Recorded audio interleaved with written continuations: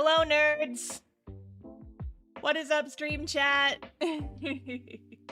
Hi, everybody! Welcome to Monday's stream! My last stream ever before I die! Stop it already! Stop it! Stop it! Stop it!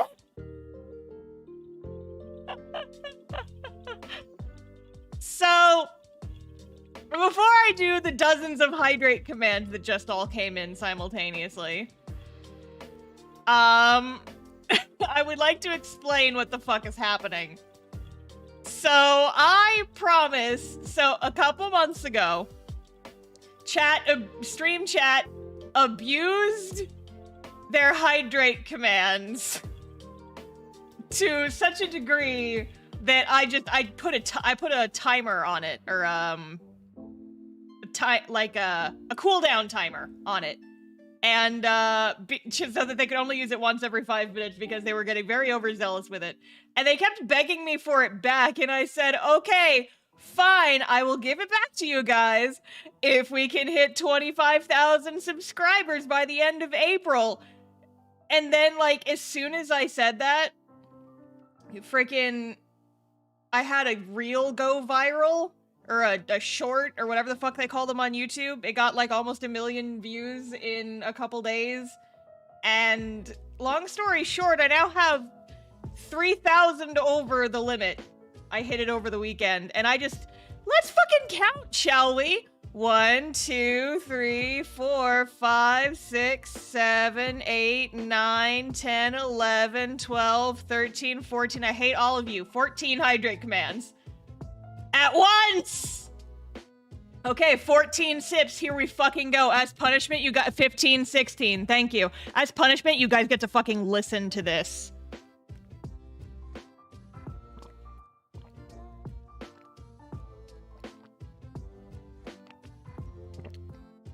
That's 10. I hate all of you still. How's Art Goblin? Drowning. Drowning actively.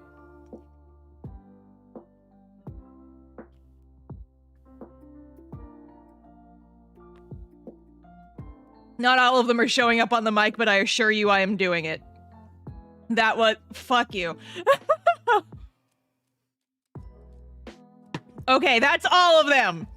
I hate all of you. I'm gonna draw now. I'm gonna draw now. Damn it. Ugh. I'm gonna take my jacket off. I'm all hot all of a sudden. Ugh.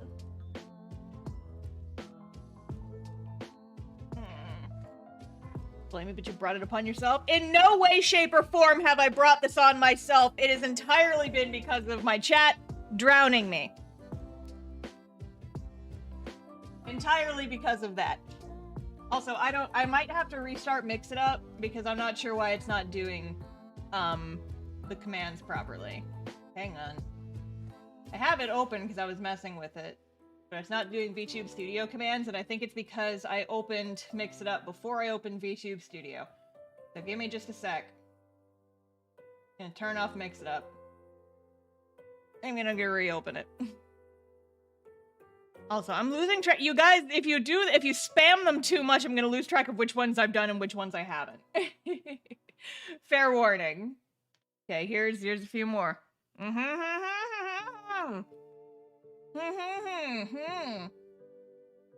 Delicious water. That's already like half of my cup. Don't. The blue looks nice. I figured it was appropriate because my chat is drowning me today. It's Drown the Streamer Day. Apparently. No! Not another one. Ah! Oh, god damn it.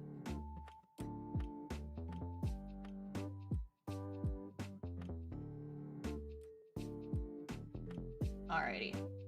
So now Catgirl mode and head pats and shit should be working. Let me test it. Because I just definitely saw someone do head pats. And okay, cool, it's working now. Good. I give myself head pats. Is that why you wore blue? Yes. Because my chat's trying to kill me.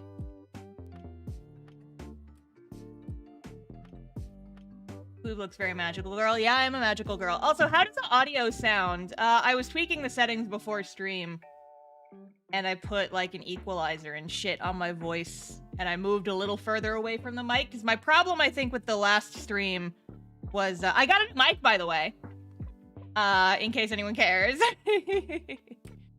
Oh, another hide weight.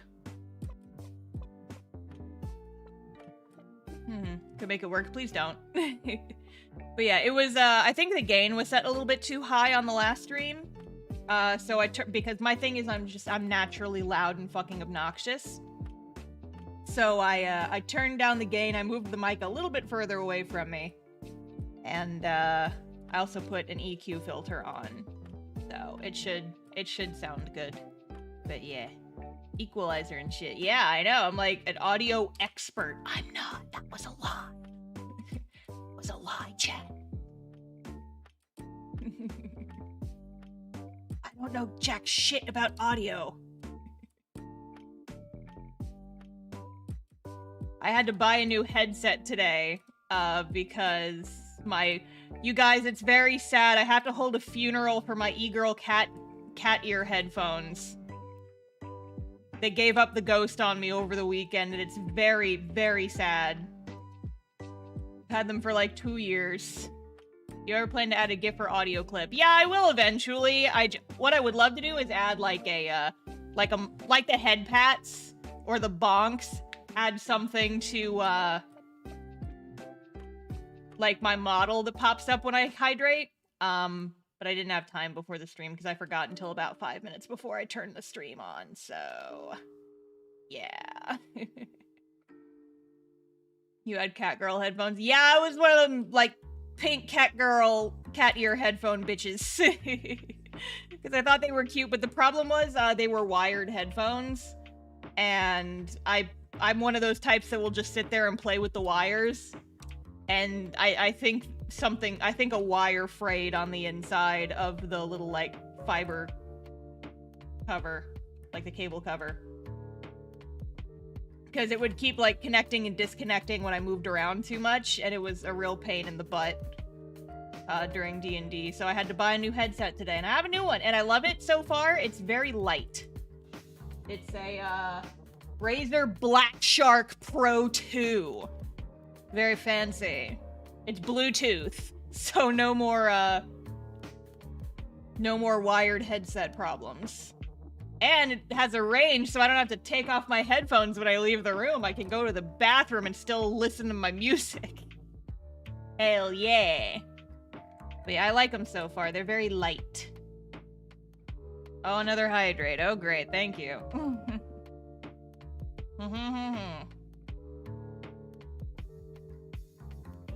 Also, stretch breath. Stop it with the hydrates, you guys!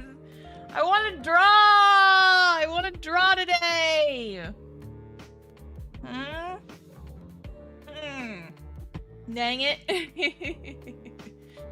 So here's the thing, you guys. Here's the thing.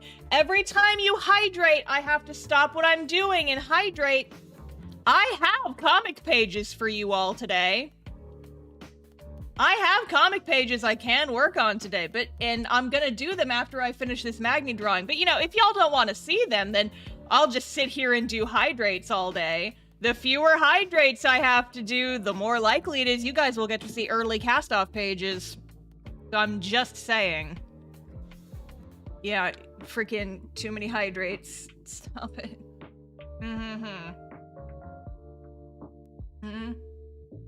3.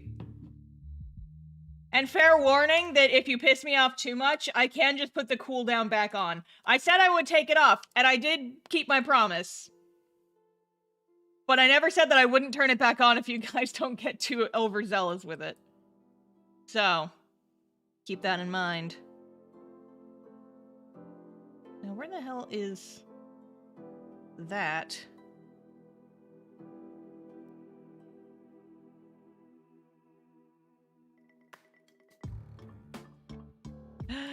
Oh no. The gold somehow got merged with the ink layer. Oh no, how the fuck did that happen? Oh my god.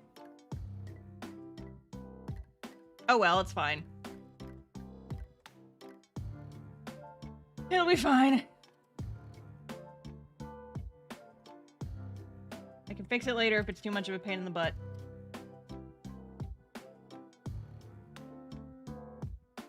Don't you just love it when you draw on the wrong layer or accidentally merge layers that you did not intend to merge? Ha ha ha ha, I love it. It's my favorite. My favorite.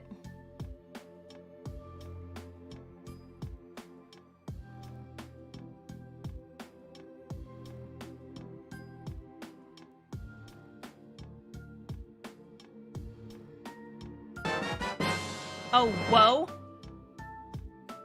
Lemois, thank you for the bits. I want to thank you for the video of how to start a webcomic. It helped me a lot to get started on my webcomic and developing story. Oh, I'm glad. Good luck with your webcomic. I hope you have a good time with it. Webcomics are fun. We love webbed comics here.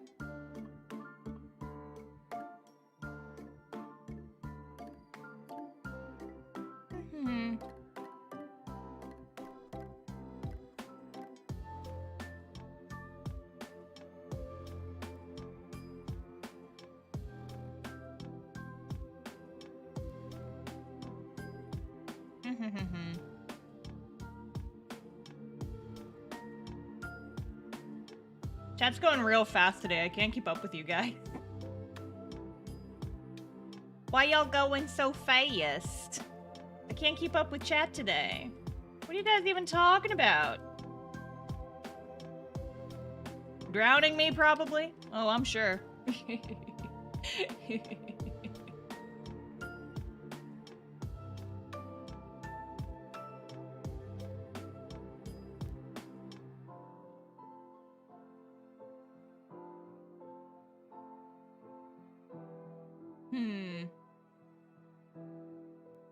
Here, let's all remember to keep chat on topic, please. Please don't, like, go off and have your own kind of separate conversations, because I need to be able to read chat. There's a reason that cooldown is on chat, and it's because sometimes YouTube gets a little bit overzealous. Talking about the ethics of not drowning you. I would appreciate not being drowned. So, yeah. Our YouTube slow mode on. It is. I don't think I took it off. And it's gonna stay on, because otherwise YouTube chat gets too crazy. It's on for a reason. That one's not coming off. Unlike the hydrates, that one actually caused suffering, because YouTube gets a little bit too excited sometimes.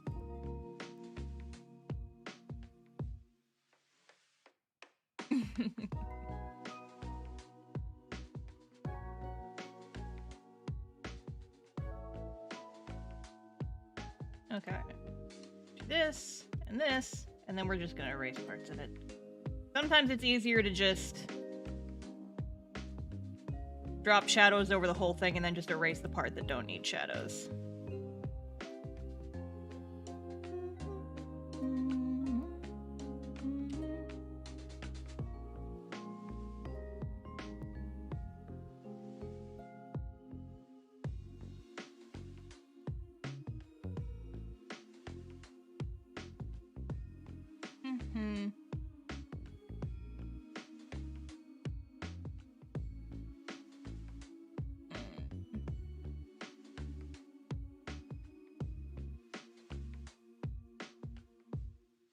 I can't keep up with y'all. I'm trying to read chat and I'm be like in the middle of reading a message and then something else will come up with an entirely different like topic. And I'm just like, I don't even know what to respond to. I can tell you guys a very frustrating story I had this morning with credit card fraud. Yeah, potential credit card fraud. I'm still not 100% sure if it was or not. But the bank seems to think it was, so they're gonna send me a new credit card because they're like, yeah, that sounds like your credit card probably got stolen. And you just missed it, and it just flew under the radar. And I'm like, oh, good. Good. So here's what happens. So I have a, another story idea. I don't think it's quite that interesting. I don't think it's interesting enough for a whole video. It was just really frustrating this morning. I woke up this morning at like 8, and the first 2 hours of my morning were spent trying to be an investigator of my own finances, and it just was really, really annoying. So, For those who don't know, I'm a full-time artist. I do professional, like, freelance art. And for me, freelance art mostly means I draw whatever the fuck I want and then I sell it. And I stream and I do YouTube. I do all of that other stuff. And obviously it's a little bit difficult to keep track of all my sources of income and all my expenses. So I have an app for that. I use QuickBooks Self-Employed to kind of keep track of like the money I'm spending and the money I'm making and la-di-da. And it has a little system where when you earn money and money is deposited into your account, it'll classify it for you. It'll say if this is a personal expense or if this is a business expense. And if it's a business expense, it makes a spreadsheet of it because then I have to send that to my accountant because if it's a business expense, it gets written off on my taxes, la-di-da, tax crap. Adulting, am I right? So, I was going through the app this morning and I haven't been through my app to classify my expenses in a while. Most of the expenses are automatically classified as personal or business because I can set it up. If it's a place I shop at frequently, it'll auto-categorize it. So if it's like the grocery store and my QuickBooks sees that I have a purchase from the grocery store, it's like, okay, that's not a business expense, that's her buying food. Or if it sees, say, for example, a purchase from my paper supplier, it'll be, it knows that I only buy stuff from my paper supplier that's a business expense. And so if it sees that I made a purchase from my paper supplier, it's like, okay, that's a business expense. So that gets categorized as a business expense, right? So the app mostly can run itself. However, if it's from a place that I don't buy from very often, it'll just like put it to the side and be like, hey, these are all your uncategorized transactions. We need you to let us know if these are business or personal transactions. And I go through and I'll just like skim that once a month or so. And I'll just be like, okay, this was a personal, this is a business. Uber, that was for con transportation. So that's a business expense, that kind of thing. Well, I hadn't done it in like 2 months. And I was like, yeah, I should probably go do that because I need to start gathering my tax forms and stuff here pretty soon. Now that I've gotten most of my W-2s and 1099s and all this stuff. And so I'm going through and I'm like, okay, this is a business transaction. This is a personal. This is a business. This is a personal. And I'm almost done. But there's one transaction that sticks out to me. And I was just like, I don't know what the fuck this is.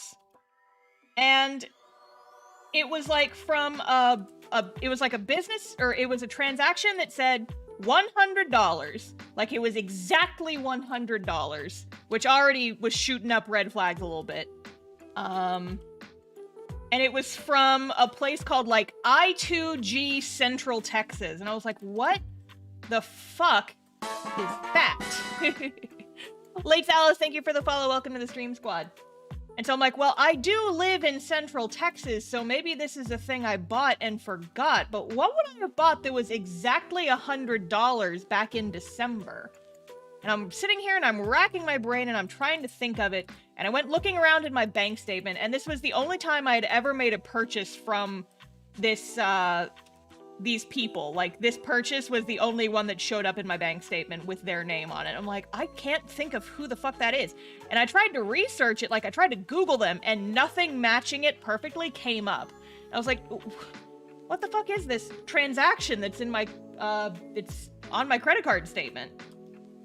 And so when I Googled it, multiple different things came up. There were a couple of like chiropractors that came up, which I've never been to a chiropractor, so that shouldn't be there. So I'm like, okay, well that couldn't be it. There was a couple of like other just random things in there, but the one that stuck out, and the one that I thought was most likely that it could actually be, was, I don't know why it came up because it didn't really match it at all, but for some reason, the first result that came back for it was text tag, which is a, it's the like toll booth pass for Central Texas. It's like a little sticker that you put on your car windshield, and then when you go through a toll lane, it just like automatically takes your money and sends you a bill at the end of the month, basically. And so I thought, okay, well, I know they've been having problems and I haven't actually been paying my toll bill, not out of want, but because I guess they had some kind of glitch and they weren't processing payments properly. And I remember them sending me an email. You don't have Easy Pass? Not in Austin, no. Austin and surrounding areas has text tag. Easy Pass is Houston, right? I think I've seen those in Houston and maybe in like Fort Worth, Dallas area. But we have text tag, which is basically the same thing.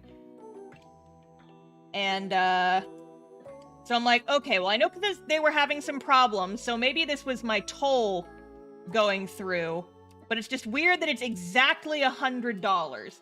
And this is still suspicious to me, especially considering, like, I looked through my emails and I didn't remember ever getting like any kind of invoice about this. Like, I searched my email inbox and nothing came up, and I would have remembered if I had gotten a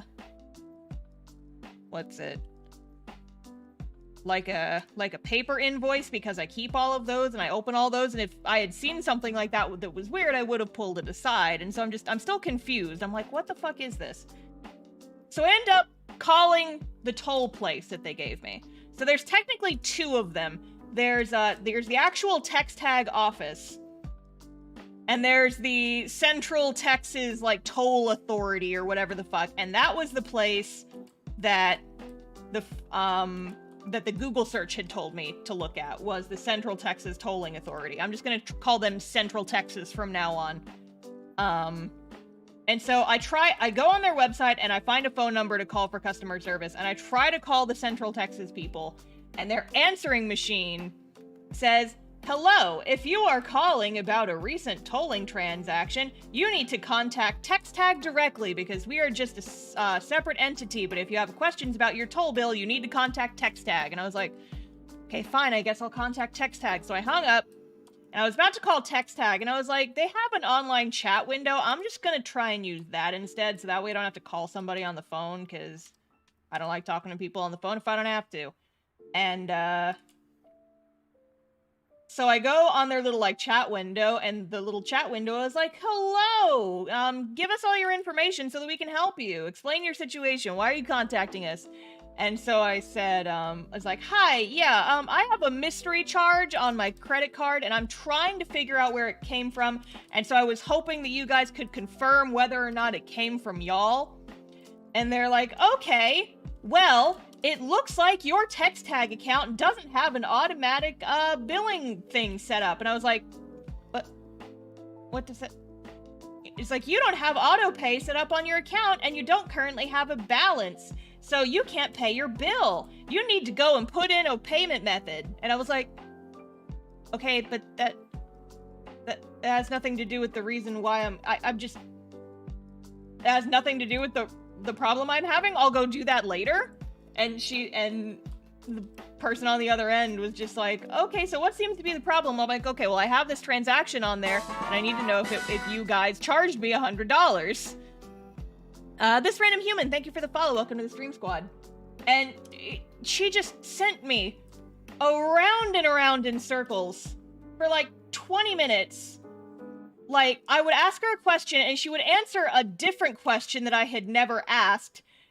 And then when I would like try and answer that question, she'd be like, "Oh, well, I was looking at your account, and it looks like you don't have an auto pay set up on your account." And I'm like, "I know, I'm gonna do that in a sec, but I would like you to answer my question about, did you bill me $100 or not?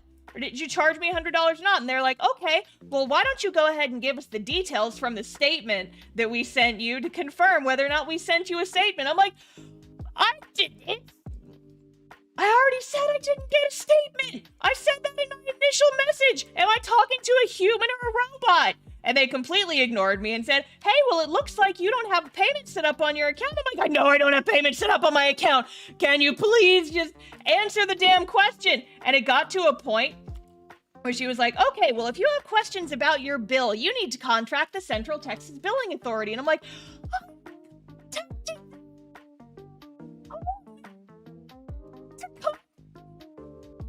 I said that in my message. What are you doing? And it got to a point where she legitimately just said, "Here's the phone number for the Central Texas tolling place. And she disconnected the chat.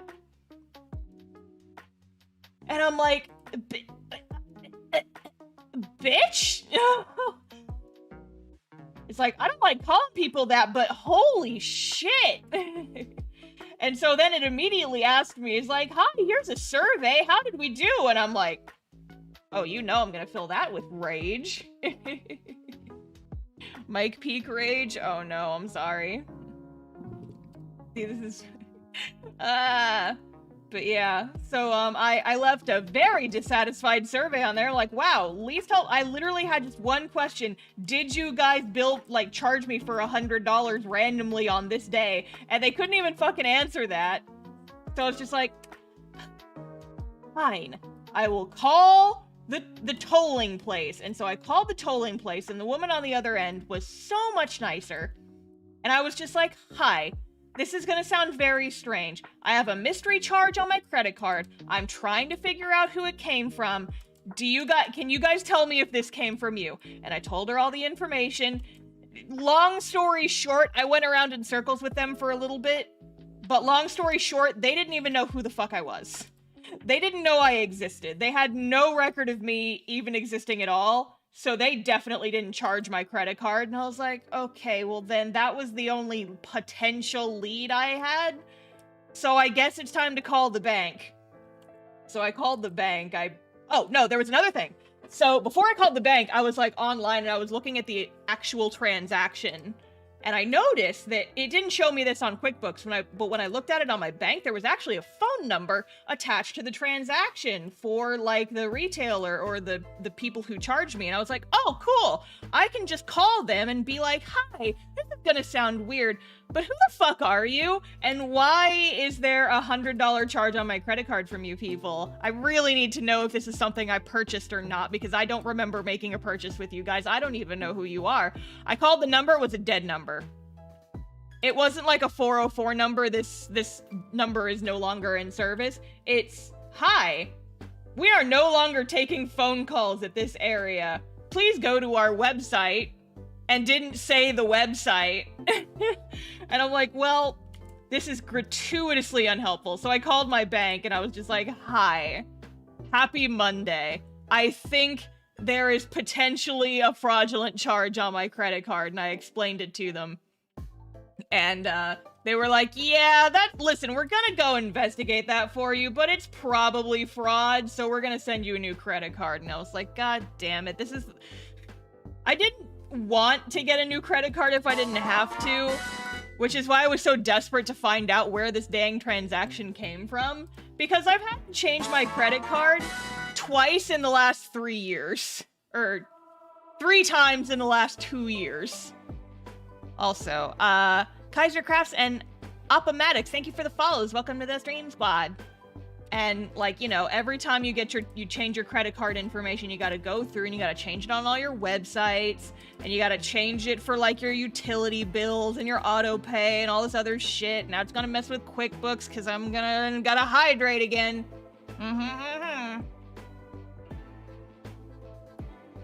It's just a pain.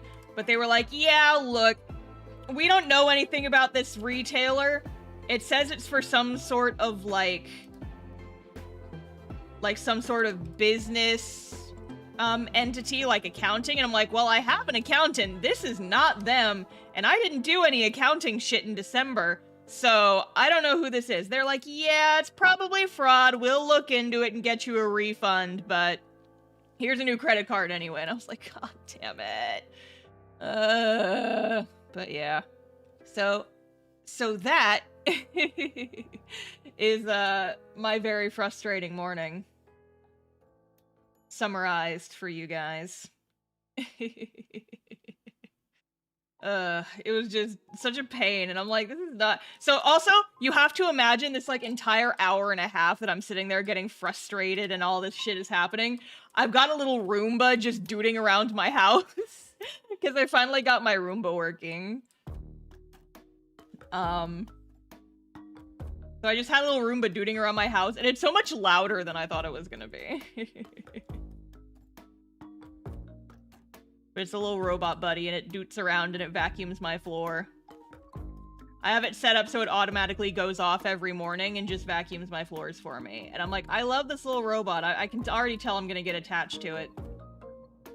Cause I've told you guys this before. I am like, I have big ol' ADHD brain, and if I can automate something, I'm going to, because it's just one more thing that doesn't have to take up retail space in my brain. And if I can just automate a cleaning task, then oh my god, it's my favorite thing. So I just set it that my little Roomba goes off at 9 AM every morning and just doots around my house and vacuums for me, and I love it. Is the Roomba still in French? It is not still in French, thankfully, because I had to factory reset it because it used to belong to my parents. And in order to connect it to my Wi-Fi, I had to do a factory reset, and then the factory reset changed the language back to English, so no more French Roomba. And also, it talks with a female voice, and all the names I wanted to give it were dude names, so I don't know what to name it now. I might still give it a French name just for the kicks, but I don't know. Le Sucky Sucky, no, that sounds so cursed. I'm in favor of the name Francois. I already have a Frankie in my webcomic. I have Frankie and I have French Frankie, he's the Roomba. Wait, no, that's actually kind of fun. Because he's a little vacuuming robot, oh my god. No, I kind of like that actually.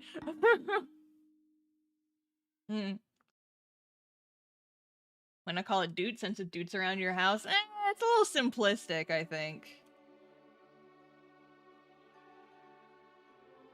I have a,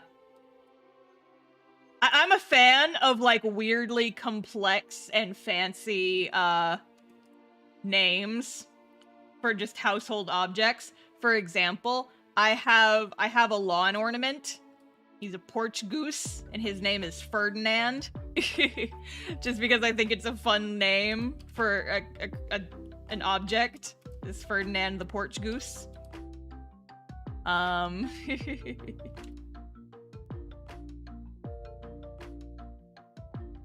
Francois would be fun, though. I might.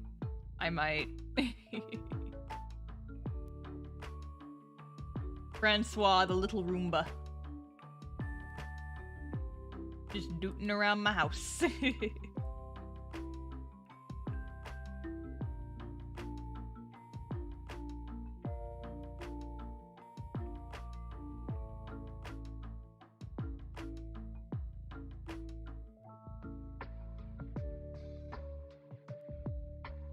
Vacuous Francois? That sounds like a Bloodborne boss.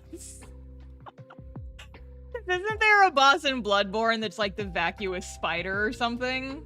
I haven't fought it yet, but I know it exists.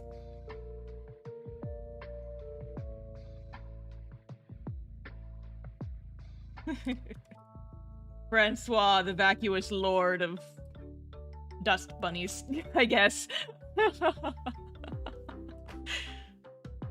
And print out a little name tag for him in the Bloodborne font. And stick it to him. I could though. No spoilers, but yes. I've been spoiled for some things in Bloodborne because I've watched my brother play it before. But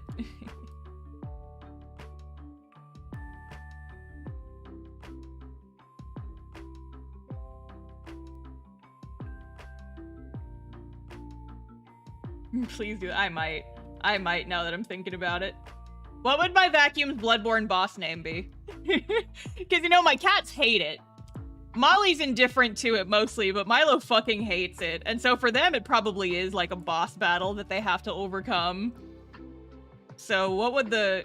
If we stick with Francois, what would, like, the full title be? I'm gonna have to... Here. I'm gonna... I'm gonna message my brother and be like, hey, if I named my Roomba...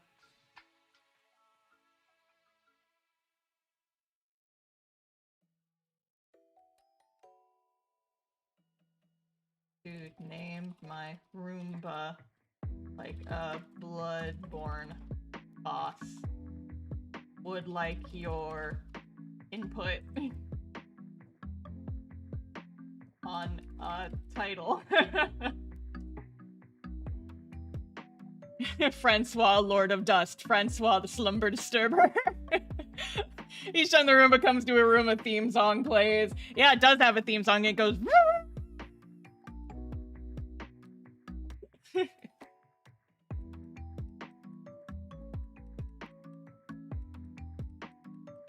We like the name Francois, but he needs a title.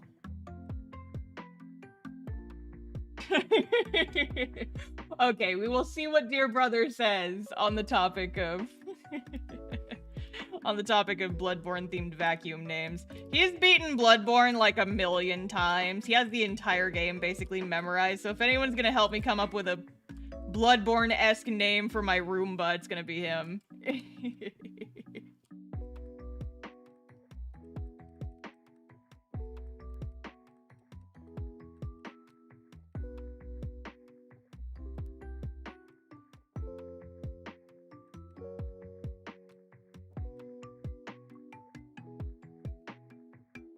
Francois of the Vacant Abyss. What's the abyss? My house? My house is not an abyss. It is very much full of things. Arguably too many things. But thankfully, I had too many things when I lived in an apartment, and now I'm able to spread out my too many things.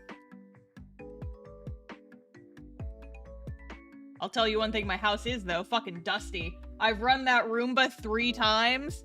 And it runs for like an hour and just doots all over my house, and it comes back, and I've had to empty the, like, tray every single time it comes back. Like, it is full to bursting every time I empty out, every time it runs a cycle. I'm like, god damn, why is my house so dusty? It's because I have 2 cats is why. Oh, there he is! Hi, brother! Francois the Devourer. It feels like it needs to be Francois the Devourer of something. Devourer of cords, maybe, because it did roll over the nest of cords that I have next to my bed for charging all my devices.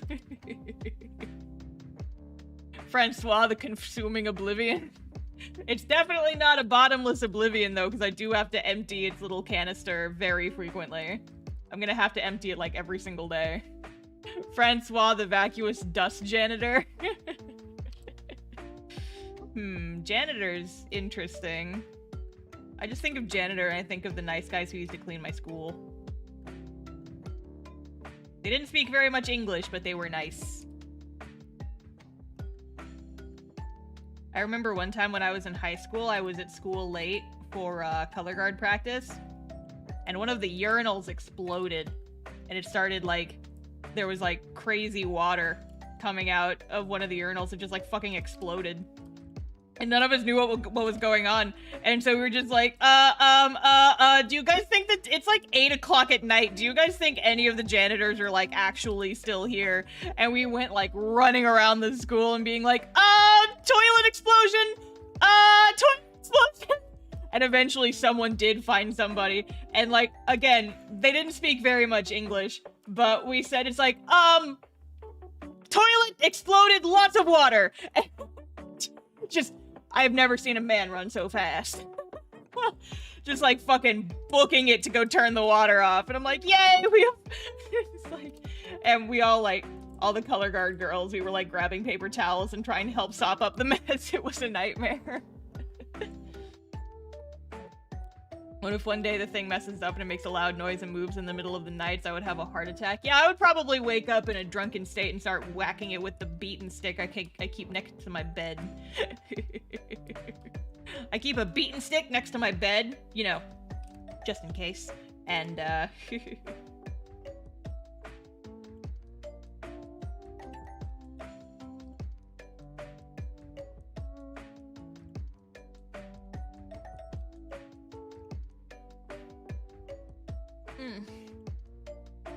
Oh man, I looked down at my hand and I realized. So I talked about it on Twitter, but I haven't talked about how I broke up a dog fight on last week. I haven't talked about it. This is my first like kind of free chatting stream.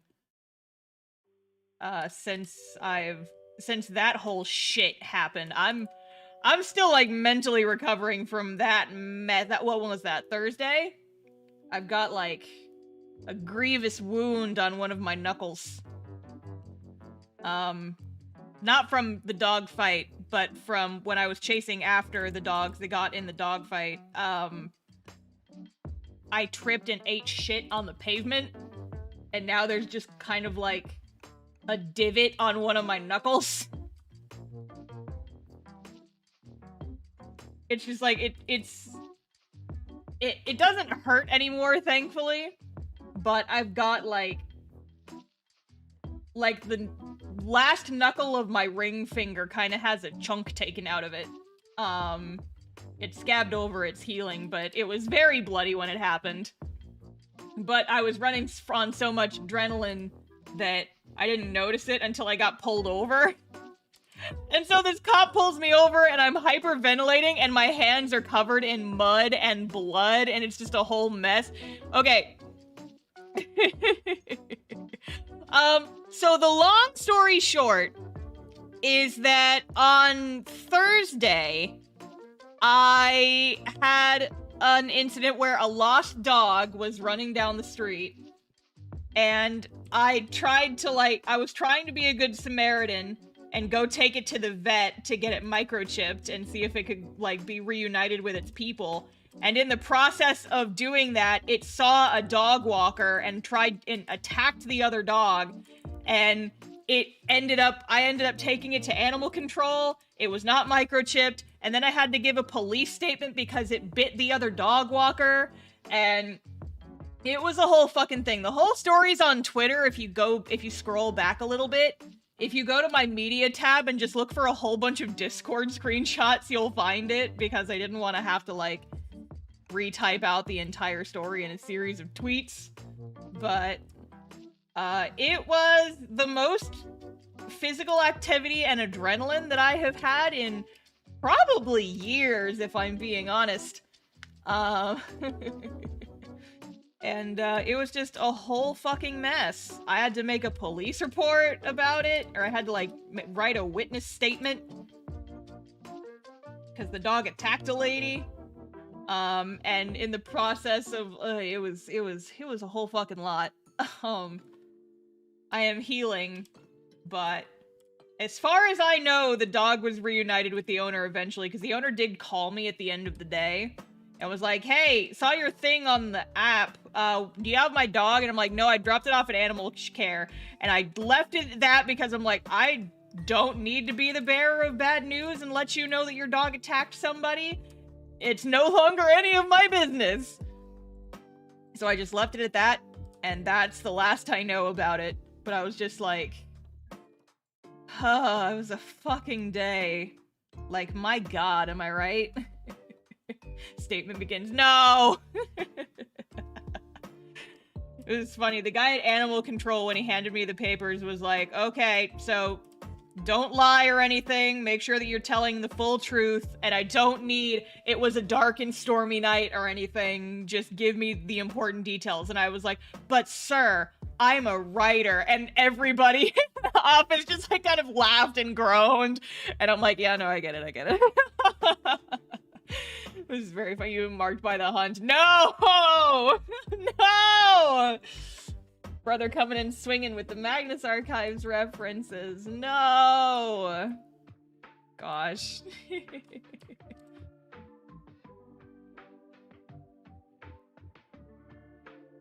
No, it was scary though. So what ended up happening was, so the dog that I found, the lost dog, was a husky. And the dog it was chasing was like just this little fluffy lap dog. Like, not a Pomeranian, its hair was shorter than that, but I can't think of, like, a breed. It reminded me, this is such a weird reference, but it reminded me of the little white dog from, I think, Shrek 2. It was very much that. Don't ask me why that was my natural inclination to compare it to that. That's just what it reminded me of in the moment when I saw it. And so I was, like, trying to get the dog into my car, like the husky, so I could take it to the vet or animal control and get it microchipped so that we could potentially try and find its owner. And I see another dog walker coming up the street, and I'm like, oh, well, she lives in this neighborhood. She's got a dog. She might know whose dog this is. And so in the process, I was like, hi, excuse me, do you recognize this dog? Do you know if it lives in the neighborhood? It sees the other dog as soon as a toy poodle, it might have been. It might have been. That feels like it's probably around the right size. I'm just gonna say it was a toy poodle. I don't know if this is accurate, but that seems like a type of dog it would be. But yeah, the husky just immediately takes off after it. It has a collar on, like one of those slip collars that's made of like a chain. No tags on it, of course. It slips out of my grip. Just fucking, I mean, it's a fucking husky. They're strong as hell. It just rips out of my grip and runs at this lapdog. And the woman walking in is screaming in. I'm screaming, and I'm able to get off over there, and I pull them apart. I just grab this husky and drag it away. I'm like, I'm so sorry, it's not my dog, it's not my dog. And then it manages to wiggle out of the collar. The woman trips over and drops the leash, and the both of them just take off down the driveway. Or it takes off down my street, and I chase those little fucks a quarter mile down my street. I, at some point, have too much adrenaline in me, and I just fall and eat shit on the pavement, and I, bang up my knee and my hands real bad. I almost face-plant into someone's mailbox, but thankfully I didn't. I fell, and then I was just like, nope, can't be on the ground right now. Very full of adrenaline, gonna keep going, so I got back up and kept chasing him. Little white dog ended up just running all the way home, and the dog walker was not its owner, so the owner was still home and just let the dog in. And then the husky was just came trotting back to me, and I'm like, you son of a bitch.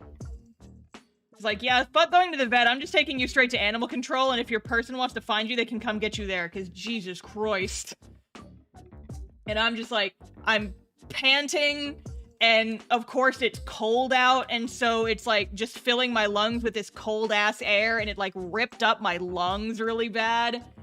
And I'm just it takes me a while to stagger back to my house up the street because I'm physically just so tired from all the adrenaline and all that shit. And it was the fucking worst. And so I get in my car, I'm still covered in mud and my own blood from the cut on my hand I didn't realize I had at this point. But I get the husky in my trunk, and I'm like, fuck it. I'm gonna just take it to animal control. And I looked up the address for animal control, and then on my way out of my neighborhood, I got pulled over for an expired registration. I got fucking pulled over by just a random cop because he saw that my sticker was expired. I'm like, are you fucking kidding me? And so the cop was he was very nice. He just pops over to my window. I'm like, hi. He's like, hi, just letting you know I'm pulling you over because your registration is expired. Have you gotten that updated yet? Oh, and by the way, why are you hyperventilating? Or you don't have to be panicking. It's he was very nice, but he was concerned. You know what? Because I was still out of breath at this point. This was 5 minutes after it happened. And I'm fully no shame. I immediately just broke into tears. I was like, it's my dog! And I point to the husky in the backseat who's just sitting there being nice, being good. And I'm just like, it's not my dog! I was just trying to take it to the vet to get it microchipped so that we can find out who owns it. And then it attacked somebody, and then I fell, and this is the point when I'm crying and explaining to the cop that I notice my hand is covered in blood, and I'm like, what's wrong with it? I don't know who it belongs to. And he just puts his hand up. He's like, I'm just gonna let you go with a verbal warning. And I was like, and I just sniffled the rest of the drive to animal control, and I'm just like, fuck today. And guys, I need you to understand, this was all before 10 a.m. This was all before 10 a.m. I got home at 9:45 from this shit. This was how I started my fucking morning. And so I get home, and my mom was gonna come over to help me package mail club stuff, and I'm home for about an hour. and we had just started like packaging stuff, and I get a call from a number I don't recognize, and he introduces himself as Officer so-and-so, and I'm like, oh god, is this about me getting pulled over? And he's like, no, you dropped off a dog. The person who it bit filed a report, and since you were involved, we need you to come and make a witness statement. And I'm like, so I gotta go back? And he's like, yeah. And I'm like, fuck. Yeah, I live in a small town. The police officers are, they kind of have sticks up their asses as far as what they'll pull you over for. Like, you cannot speed in you have to be very careful driving through my neighborhood because the cops are real persnickety about, I've gotten pulled over for not fully stopping at a stoplight, or a stop sign, just trying to get off of my street. I got pulled over for speeding on a street with no, oh, my mic is peaking. Okay, I'm gonna turn down the gain just a little bit. Okay, is that any better? Oh, God, like, the cops in my neighborhood, they're assholes because they'll pull you over for, like, very simple reasons. But thankfully, once they have pulled you over, they're nice. It's just like,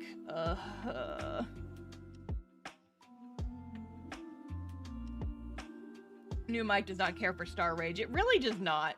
No.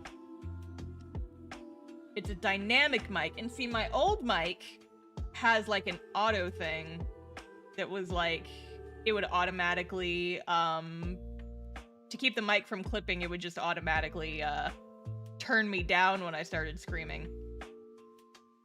But the problem is that I'm naturally so fucking loud.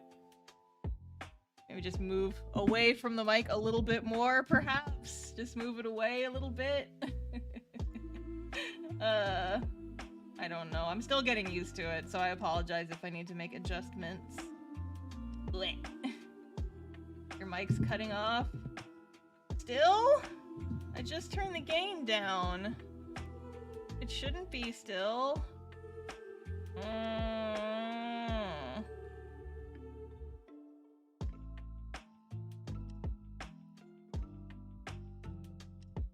Hang on, let me do something. Settings. No, I don't.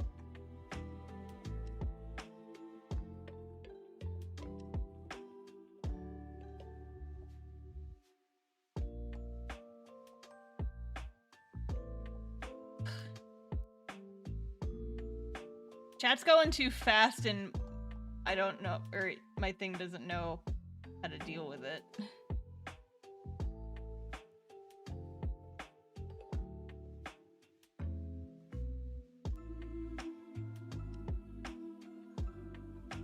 It feels like it's not showing me all the messages in my chat window because chat's going too fast.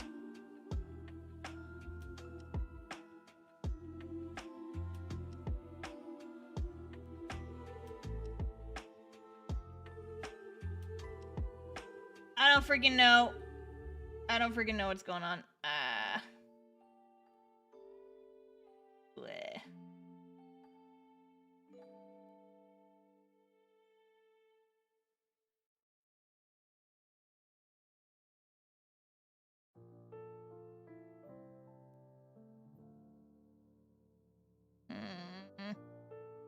I'm trying to get all my shit set up, but I don't remember.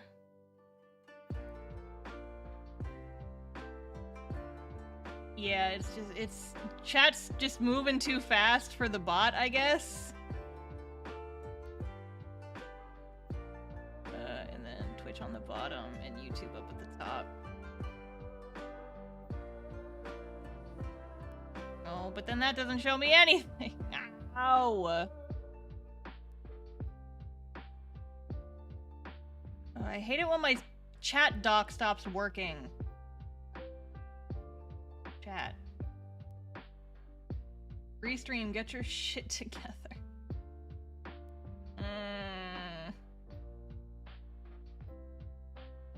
Okay, maybe now it's working.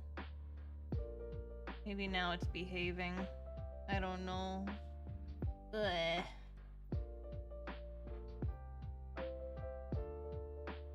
Anyway. Somebody said something about being able to do, like, auto thing.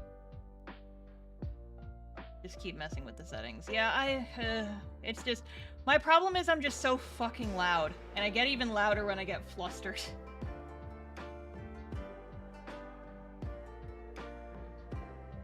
YouTube chat lags a bit on your sideboard. Yeah, like, I'm gonna be honest, y'all.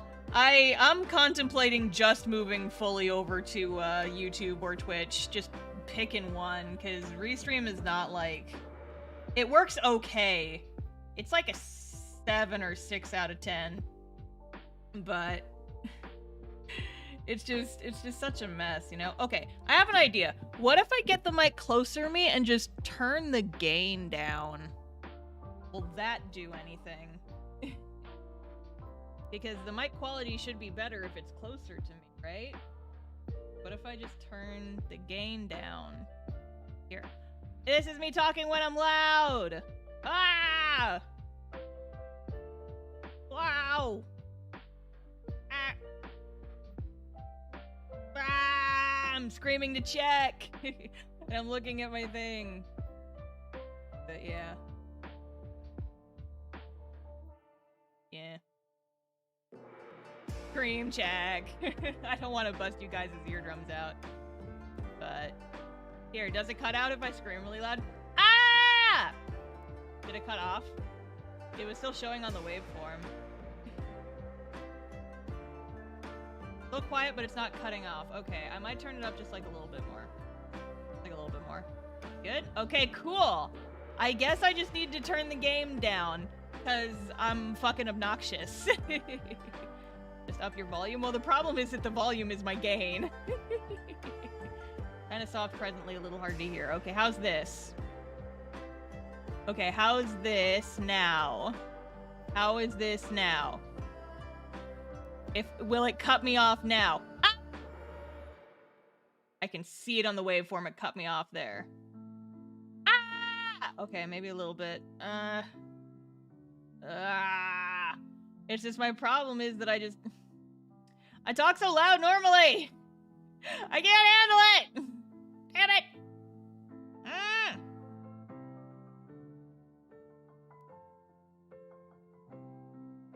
Why does the mic get to decide when I get cut off?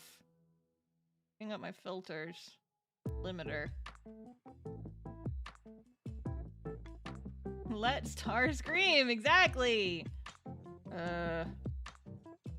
Input gain and output volume not really independent. I mean, I thought that they were the same. I don't know. Listen, I told you guys I'm an audio expert. I may have over-exaggerated my expertise.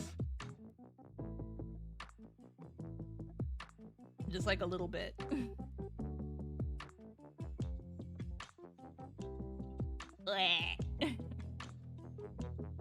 Yeah, I'm still tweaking the settings. I guess just let me know if it continues to cut off, and I will adjust. But yeah. Alright, well anyway, I think the base shading here is done, so I'm gonna go ahead and turn this off. Okay, so now what we're gonna do... Actually, I have an idea of a thing that I want to try here.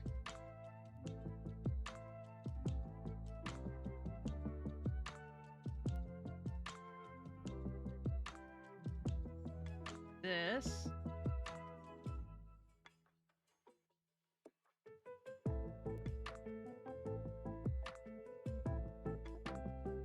This is a little different from what I usually do.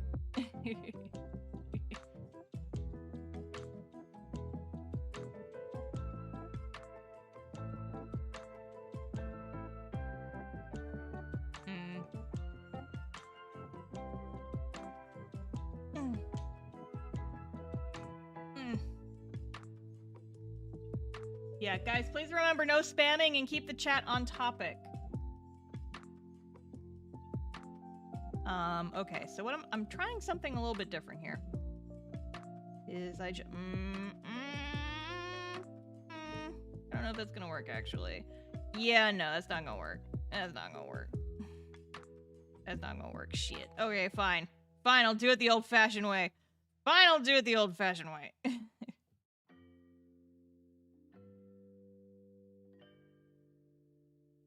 By the old-fashioned way, I mean the way that I usually do things, which would be considered the old-fashioned way. Okay.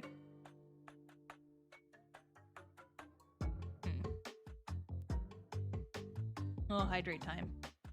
Oh, good lord.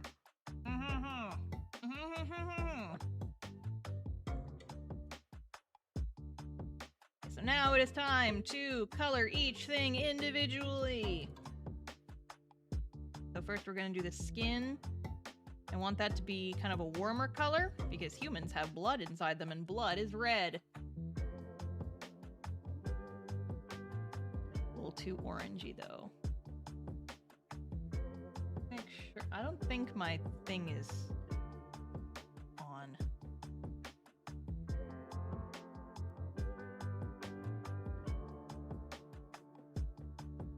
Okay, I just realized it's affecting his eyes too. I have my color gamut set too high. Oops.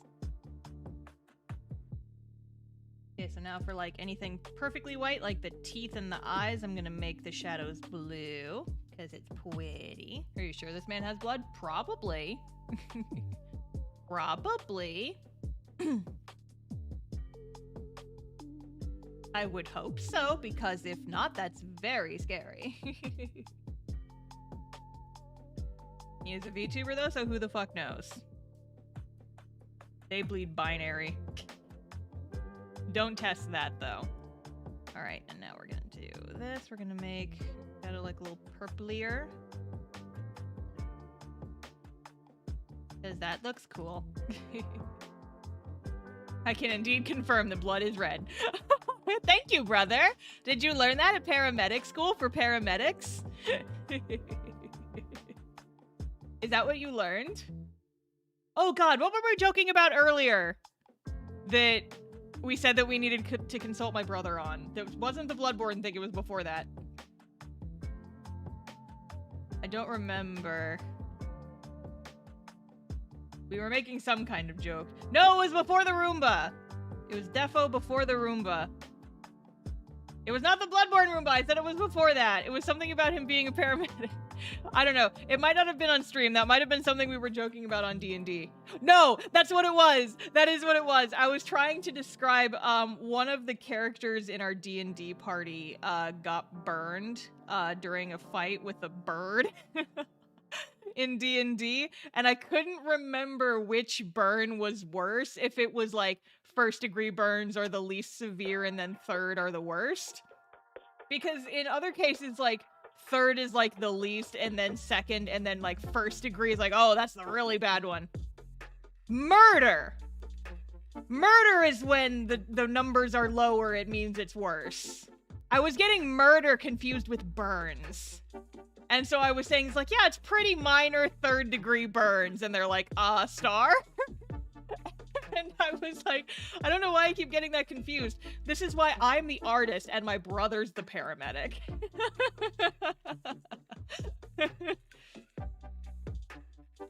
Third degree is the worst. But is that for murder and burns, or is it just for burns and murder it's the other way around? I'm gonna Google it while I'm thinking about it. Which is worse? First or third degree murder? First degree murder is the most serious. Okay. See, that's what I was getting it confused with. I was getting murder and burns confused with their rating system. But now I know, though. Now I know. In fact, I'm gonna go tell the chat right now. I'm gonna go tell them. Reason I thought...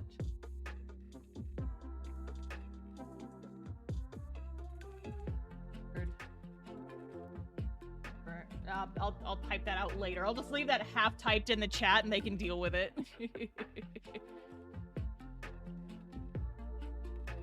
First degree murder, if I remember, requires premeditation. Ah, yes, that's where you sit on your couch and you think about murder really hard. FBI agent would be like, why do you need to know this? Because for D&D, FBI agent, damn it. Why are you stalking my internet and not just watching my stream? Then you'd have context for this shit, dude.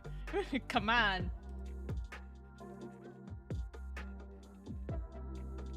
My FBI agent's probably really sick of me. I've just been watching a lot of, like, trashy YouTube, like, drama videos recently.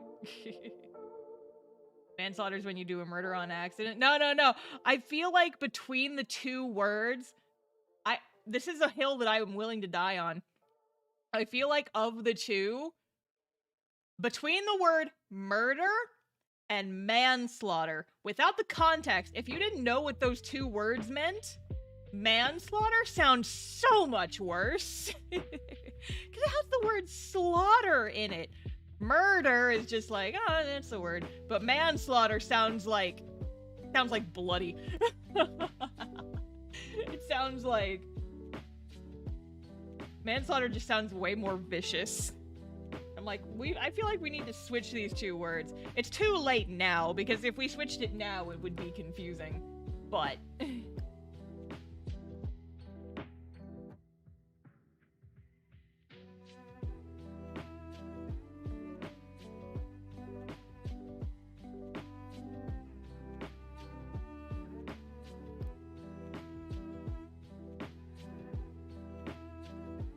Manslaughter's not a word, the word just makes it sound worse. That's what I'm saying, that's what I'm saying.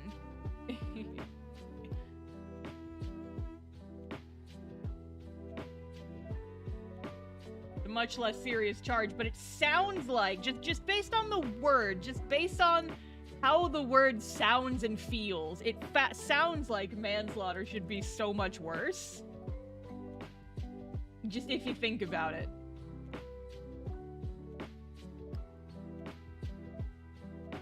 It's got the word slaughter in it. It sounds so much worse.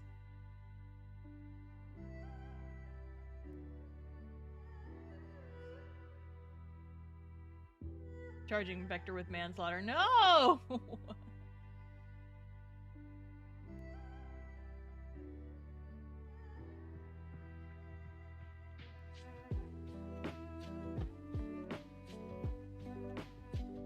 Manslaughter sounds like you butchered someone like you would a chicken. Exactly! Exactly!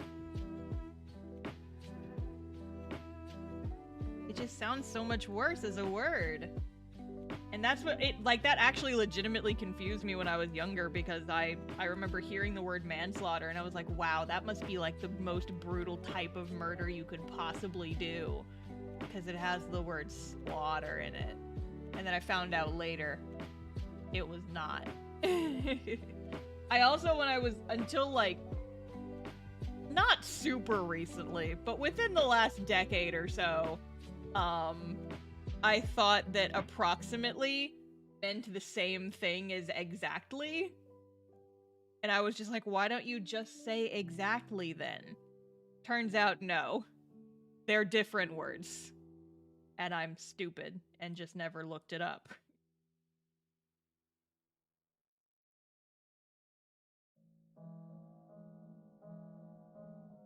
I remember in math classes, like, approximately how much is this thing worth? And I was like, what do you mean approximately? Just say exactly. They mean the same thing.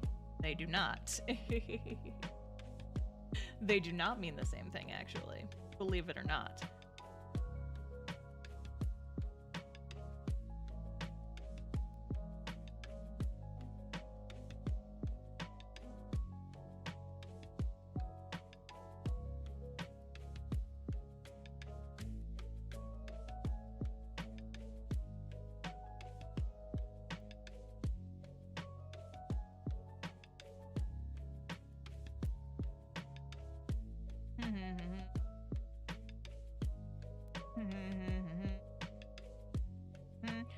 Oh, the Chaos Emeralds.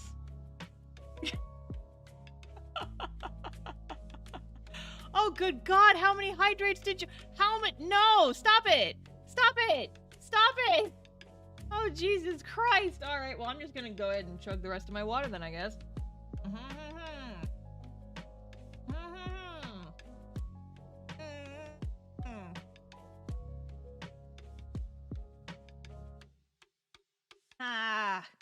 Anyway, the Chaos Emeralds.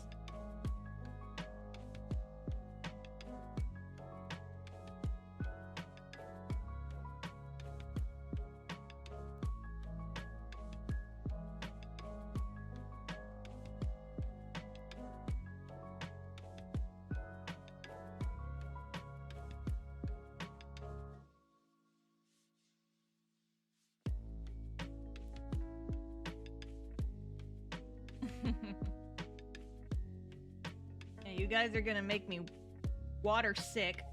All these dang hydrates. Maybe I should just move to YouTube. Then you guys can't do hydrates on me anymore. Nah.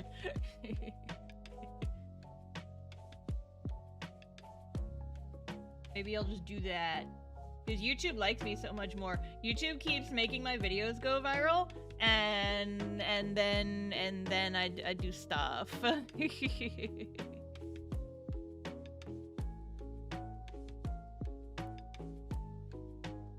Oh hey, my new video has 2,000 views already. Nice. By the way, I have a new video out on YouTubes. On the YouTubes. Don't bonk me. What'd I do? Bonking. I have a new video out on my YouTube. If you haven't, you should watch it.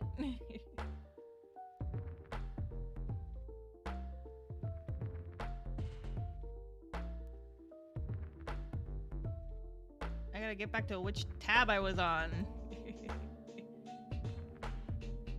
Yeah, you can die from drinking too much water. I don't think that's gonna be a problem for me today. But, you know. Just don't get too excited about it. Don't get too overzealous. I'll kick your ass. Alrighty, so now we're gonna play a little game called Fuck Around and Find Out. Where I do the titular thing where I fuck around for a little bit and then I find out if it looks good or not.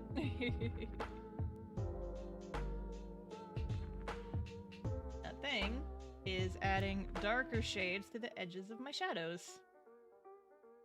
Because sometimes it looks cool, and we're gonna find out if I like it or not. I never do this for the comic, except for like the handful of pages when I did, and then I immediately stopped doing it because it was too much extra work. And we just come in and do like little darker patches. Uvid has the same energy as Super Eye Patch Wolf did on buying a computer. No, for real though, that was actually kind of an inspiration for it. I was kind of trying to channel that energy. I have watched that video far too many times just because it keeps getting recommended to me, and I'm like, yeah, I'm gonna watch this again.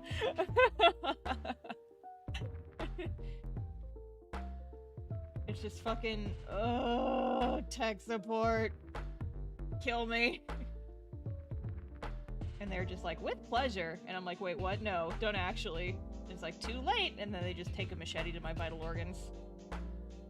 Fucking, I could not get over Twitter support sending me the same goddamn email literally 7 times in a row. I almost committed manslaughter. The worst kind. The kind that's worse than murder. The part where I slaughter a man. I didn't, but I...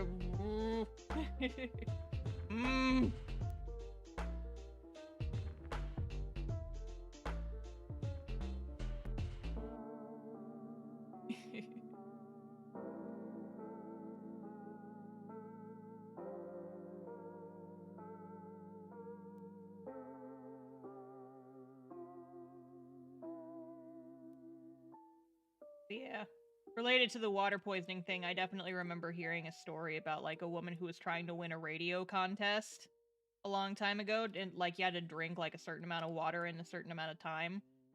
And she fucking died, because she drank too much water.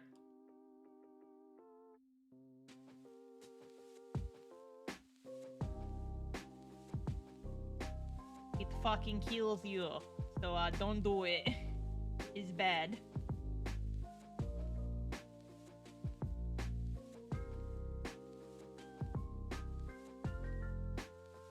Trying to win a Wii. Yeah, that's what it was. That could have been an urban legend now that I'm thinking about it, but... Still very upsetting that that is a thing that can happen. Everyone's like, you gotta hydrate, you gotta stay hydrated, drink water, and then you drink too much water and it fucking kills you. Jesus.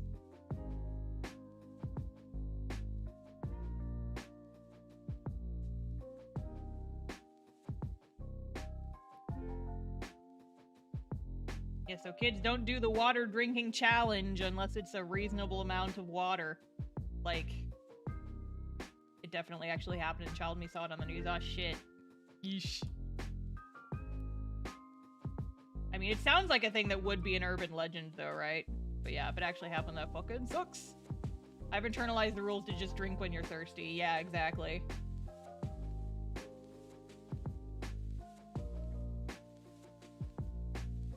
I've heard some health people be like, you don't actually need to drink 8 glasses of water a day.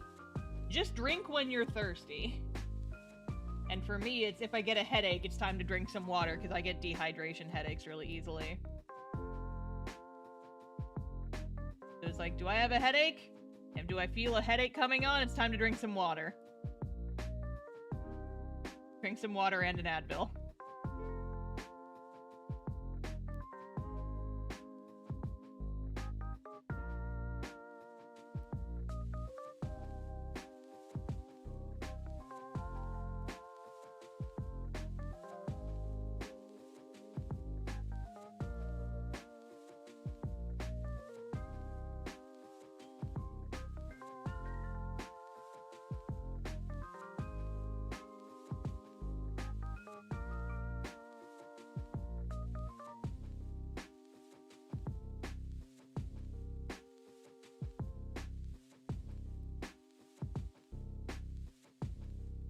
Ah, yes, the Chaos Emerald, Obama chuckled.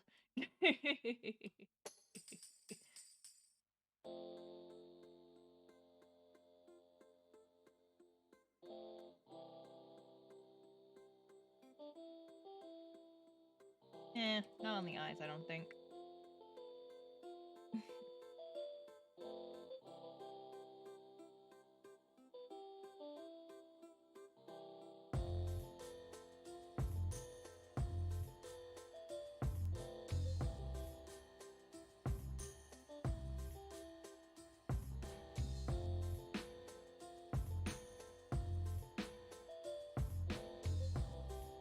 Also taught it when the police gave their first anti-hazing assembly at the end of high school. Apparently some sororities and frats thought they could get around anti-hazing rules by replacing booze with water and almost killed somebody.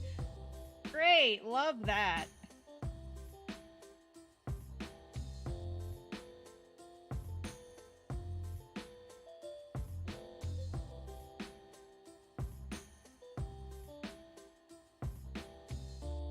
We did some, like, light hazing in color guard when I was in high school, but it wasn't anything quite that intense. It was just the older members of the team, like everyone who's not a freshman, they come to your house in the middle of the night and they just like abduct you.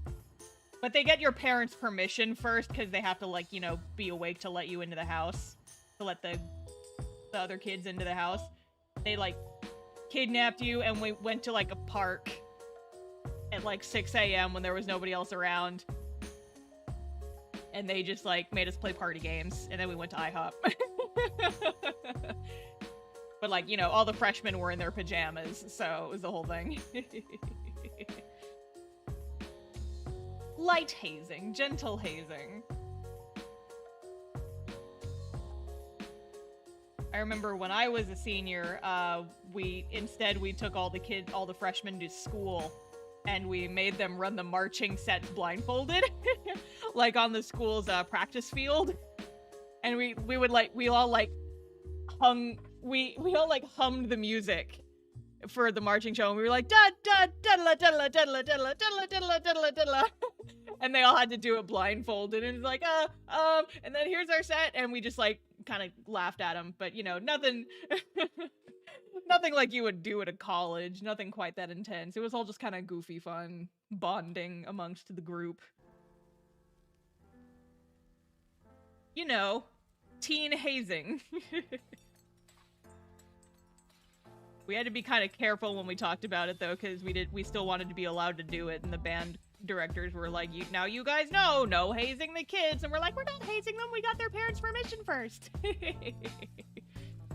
I remember one of the girls had kind of strict parents, and her parents actually didn't let her. Like, we called to ask permission and the parents said no. And then later when she found out about it, she was real upset. And she was like, oh, you guys went and had fun this weekend without me? And we were like, well, we asked your parents and they didn't let you do it, so take it up with them. And she was real sad.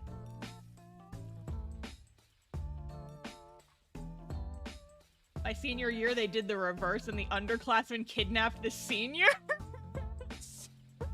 Oh man, that's fucking hilarious.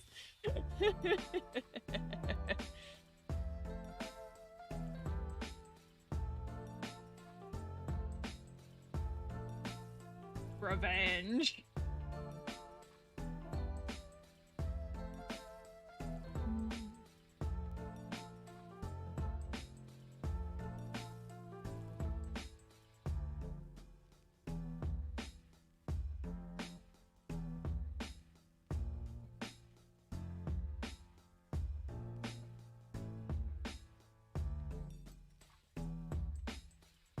Alright, so now I'm gonna come in on the skin. Actually, I might just, let that be ambient occlusion. Or not ambient occlusion,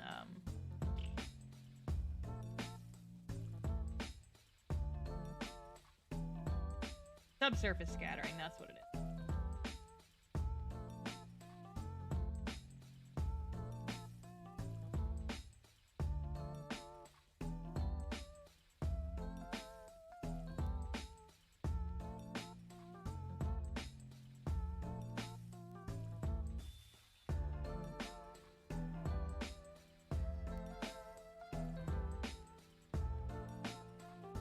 Yeah, I never did any, like, college or, like, frat stuff or sorority stuff in college, because I went to art school, we didn't have any.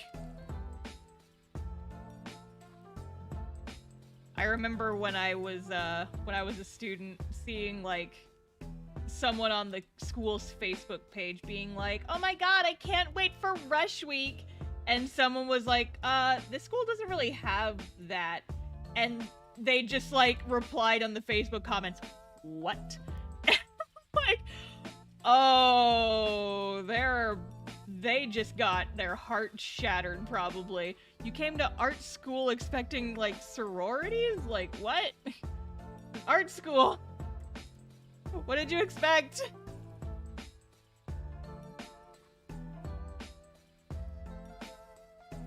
You gotta go to a sorority, go to, like, a normal university. Jeez.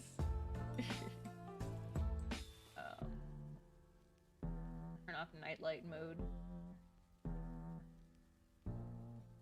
There we go.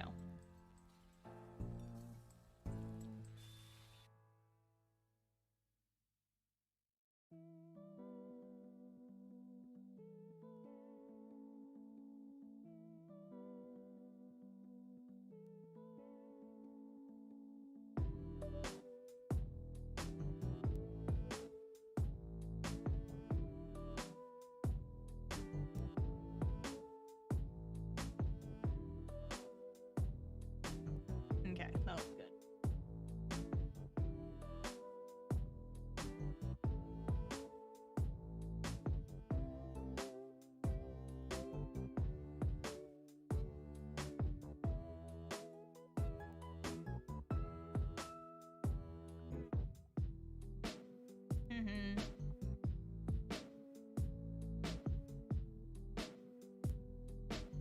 Oops.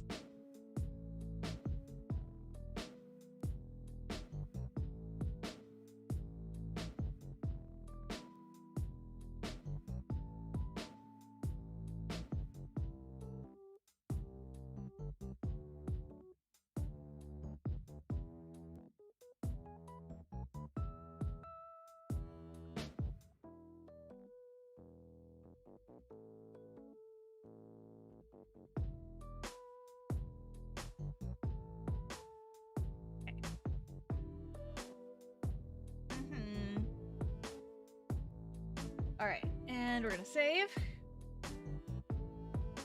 Okay, so that is the basic shadow layers done, I think. Except now we can come in and be even more extra if we really want to be. Put some cool tones in the darkest areas of shadow, like a crazy person. be very extra about it.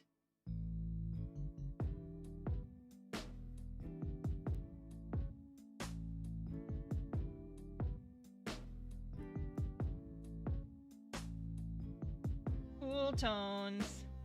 You still haven't made a save redeem? I forgot! I forgot!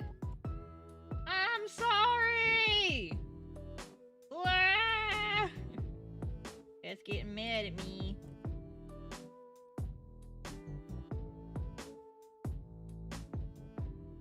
Oh, so I don't know if it will be.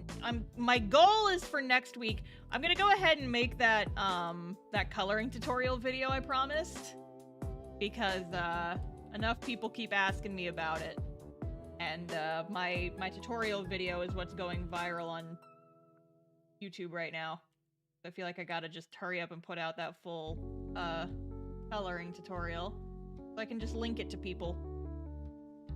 Because they keep asking, how do you color? I just splat down colors. Let's go.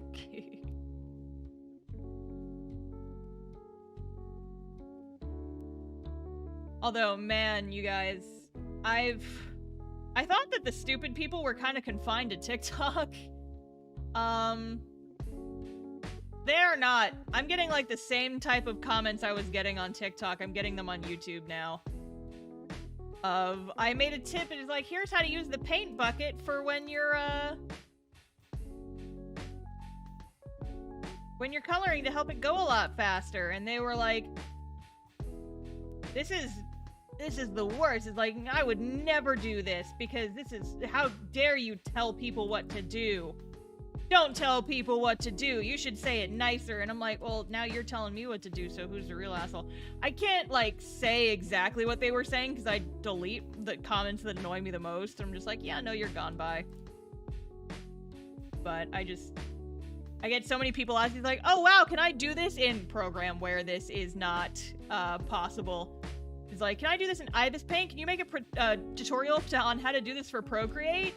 On, like, my custom brushes tutorials, and I'm like... It's like, if I knew how to do it in Procreate, I would've made a tutorial on how to do it in Procreate. And I barely even use Procreate. And yeah, they were tone policing me a little bit. It's just, like, fucking exhausting, man. It got to the point where, like, my videos that are going around the most right now, I almost wanted to, like, turn comments off entirely just so I wouldn't have to read them anymore. And I was like, no, but it's gonna dip in the algorithm if I turn the comments off. Damn it. Ah. But people are freaking exhausting sometimes. Please ignore the people. Yeah, I'm probably... Okay, so... Here's some real talk for a second, you guys. Just a little bit. Just like an itty-bitty bit. So one of the reasons I've been not trouble, necessarily. It's not like I'm having trouble with it, but, so my YouTube growth has been, like, comically fast, right? For an art YouTuber. I'm not, like, I didn't gain 1 million subs in a week or anything like that, but, it's just been weird watching the numbers rise so quickly. And one of the reasons why it's been kind of, like, weird for me is because I know myself too well. And I know that if I let myself get too excited over the number get bigger, then I'm gonna get addicted to the number get bigger. And then when the number doesn't get bigger as fast, it's gonna make me upset later on down the road. Because that has happened to me before with other social media platforms. It's like once my numbers don't go up so fast, then I get frustrated and then I get sad. And I don't want that to happen with YouTube because YouTube has been really kind to me, really. And so I want to keep my joy for YouTube.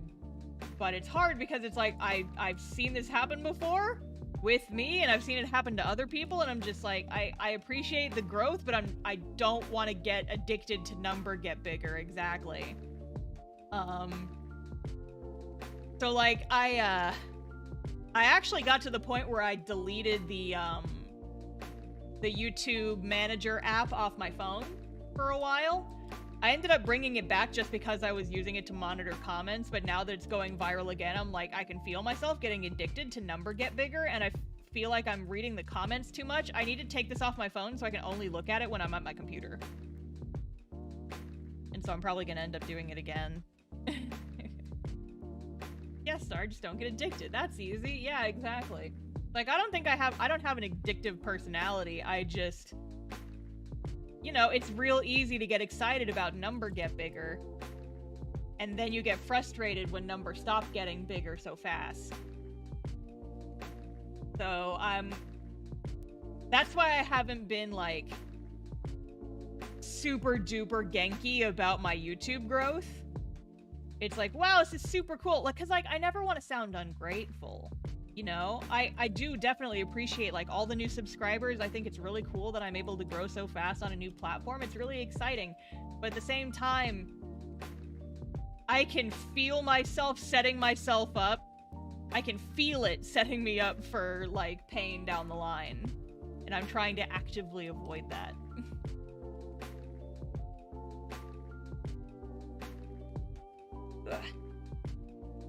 So yeah, if I seem a little, like, not super duper enthusiastic about growth, it's not that I'm not excited, it's just that I'm trying to keep my expectations from getting too big, you know? I don't want to set an expectation for my growth and then get frustrated when I'm not meeting that expectation constantly. Because, like, I've been writing down milestones as I hit them in my planner just so I can be like, okay, how am I doing? And, like, last week, I hit a YouTube milestone in the thousands every day of last week.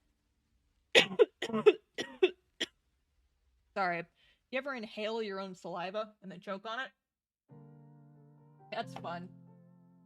I have to move on to thing of water number 2. Because, yeah, I had to get a second bottle of water because I knew you guys were gonna drown me today. I'm gonna pop open the Hydro Flask, but the Hydro Flask, it doesn't have the water flavor in it. But yeah. So, like, Monday was 19K, Tuesday 20, and then Wednesday 22, and then Thursday 23, and I was like hitting 1,000, 2,000 followers a day last week, and I'm like, I can't let myself get addicted to this. So... Sounds like you gotta hydrate to deal with that? Oh my god. Jeez. But yeah, so I'm just, if I'm not, like, celebrating every single milestone, it's because I'm trying to keep my, my expectations in check. I never want to get to a point where I'm dissatisfied with the growth that I'm getting. You know? Some people also can't handle being famous, and there's nothing wrong with acknowledging it. I think the problem is that I think it's actually, for me, the opposite problem. It's like, I think I would enjoy being famous too much, and so I gotta kind of rein myself back. Like, because I don't want to be one of those, like, terrible people who never acknowledges their community that brought them there, you know? I don't want my head to get so big, you know? I don't want to be big-headed, so I know that I'm the type of person who could get, like, big-headed, and I don't want to be that person, and so I'm trying to rein myself in. Like, hey, stop that. It's okay to get excited, but don't get too excited, don't get used to it. Because you're setting yourself up for disappointment and having some sort of Instagram meltdown later. You know? So yeah. But I have been thinking about, something I could do to kind of celebrate the fast YouTube growth. Probably not for, like, a specific milestone or anything, because I keep hitting milestones and I'm like, okay, well, I don't want to be the next Paul brother or whatever the fuck. I don't want to be like one of those assholes. I just want to make the content I like. I don't want to get it. Ego. Yes, I don't want to have an ego about it. I'm actively trying to avoid the growth of an ego. I am trying to keep myself humble. Hydrate? Is a celebration hydrating? It is not. It is not hydrating. That's not the reward. I was thinking about it though. And I know that I was thinking about maybe doing a Q&A video like letting people send in questions and I answer them in a video. Possibly. Because, you know, I get a lot of like the same kind of questions in on live streams that aren't really related to the live stream. And I figured I could just make a make a YouTube video about that maybe, but I don't know if people would be interested in that, but celebrate with a hydrate. Oh no, how could you do this to me? Yeah. Ugh, water with no flavor. I'm out of bits. Good. FAQ video, 2 birds, 1 stone. Yeah, I could. I could.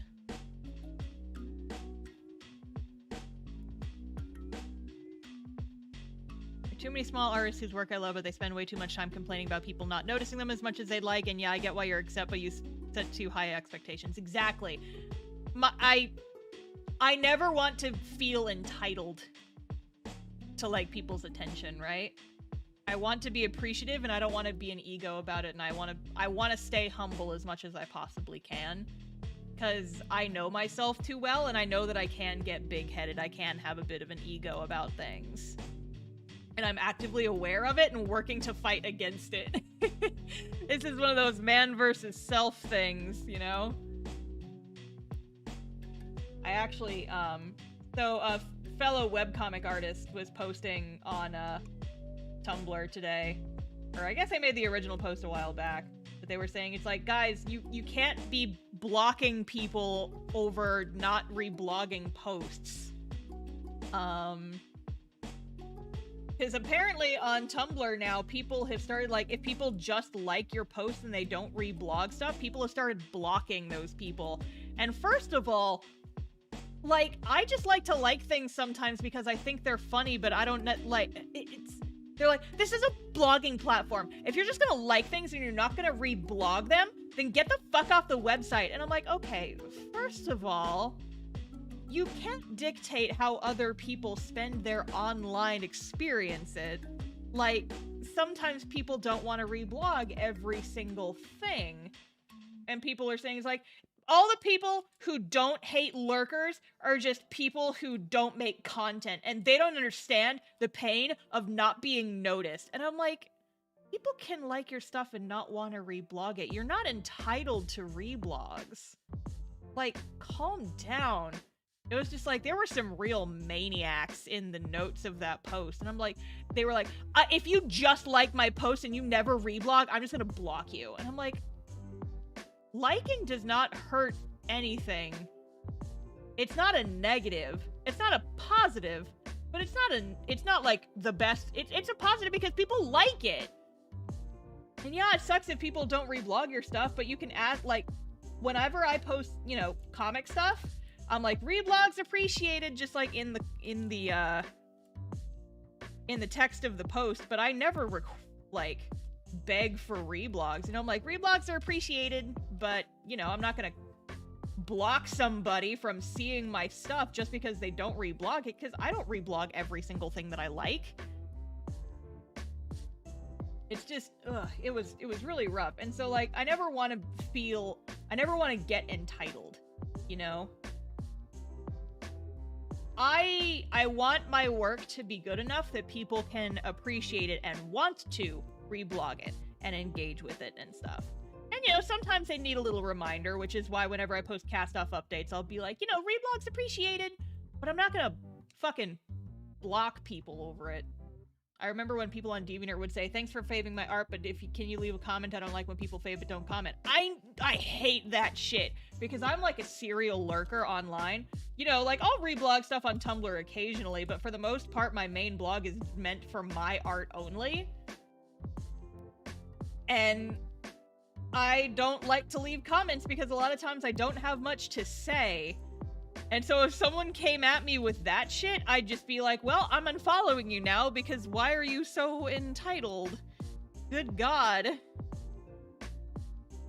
People had badges on their profiles that would say comment before you fave. It's like, no, I hate that kind of attitude so much. If you come at me with that attitude, I'm just gonna block you. It's like, you are not entitled. You can ask politely for people to do things, but you cannot demand that of them. It's very rude, frankly. Sheesh. Never fave that person again. Yeah, exactly. Because, goddamn, I feel like that has to come from a place of insecurity, right? Like, people just really need the validation of a reblog or a comment or whatever form of social proof that comes with having people leaving comments on it. I mean, that has to be an insecurity thing, right? It feels like an insecurity thing. And I'm just like, I'm secure enough. Like, okay, here's my thing. I try not to have a big ego, but I have just as big of enough, I have an ego just big enough to stave off, like, imposter syndrome, right? It's like, I think that my art is good. I'm not the best artist ever. There's definitely places where I could improve, and I am working to improve on those things, but I like my art. I think my art is good. I forgot where I was going with this. Oh, maybe that's why it's like, yeah, so I'm not gonna beg for comments of people, like, telling me that my art is good, because I know my art is good. I like my art. I like my art. Other people don't need to like my art. I would appreciate it if they did, and I do appreciate it when people tell me that they like my art. But I'm allowed to be proud of myself, and I'm allowed to be proud of the art that I make. I don't need other people's comments to tell me that. And so I feel like, I don't know, this is kind of me just talking out of my ass. I feel like the people who are just like, you have to leave a comment or I'm not even going to let you look at my content. It's like, why do you need comments so badly? Why do you need that validation so badly? Ugh. Guilt tripping. Yeah, no, it's a very bad look. There are so many people who constantly put their own art down. Your attitude is so refreshing. I'm glad you think so, because I used to be that person. I used to, like, be... Because, you know, you never want to be like, my art is the best art ever and no art is better than me, because, you know, art's subjective. But, like, I can acknowledge that I've put a lot of work into my stuff and I'm allowed to be proud of what I've accomplished. I look back on the art that I did when I was a kid and it was bad it's bad compared to my stuff now, but it's good but it's like, it was good for back then, you know? Art is all about learning and growing and flourishing, and your art's gonna develop, and it's okay to be, like, proud of that. Like, one of the things that okay, so when I'm an artist at, like, anime conventions, I'll have kids come up to me and ask me to, like, look at their portfolio, or, like, I get this a lot, actually. I'll have kids come up and, like, ask if they can show me their sketchbook.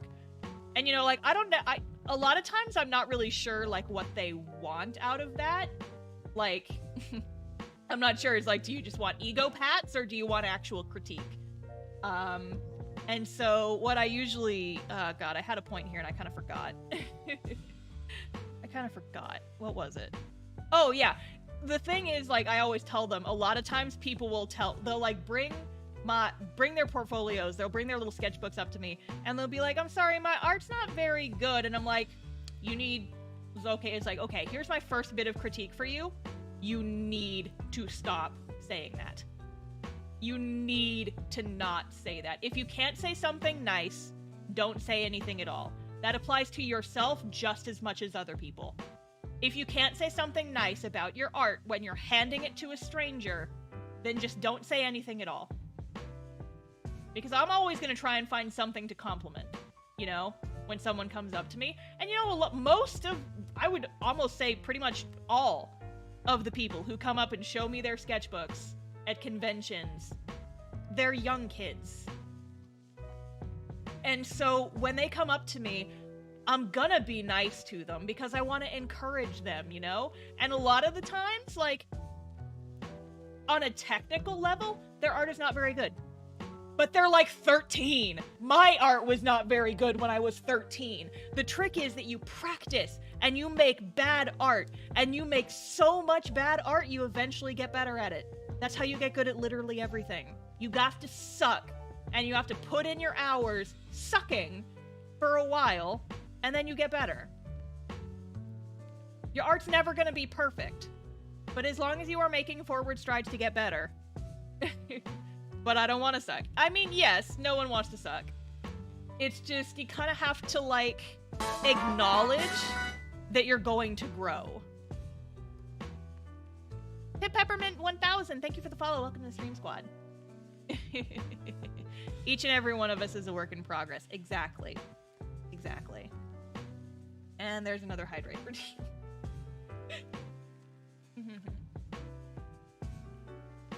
One thing that one of my art professors used to tell me is that if you want to get good at drawing bicycles, you have to draw 100 shitty bicycles. Like, each of us has 100 shitty bicycle drawings just sitting inside of us. And if you want to get down, you want to dig down to the good bicycles, you have to get all the bad bicycles out of your system first.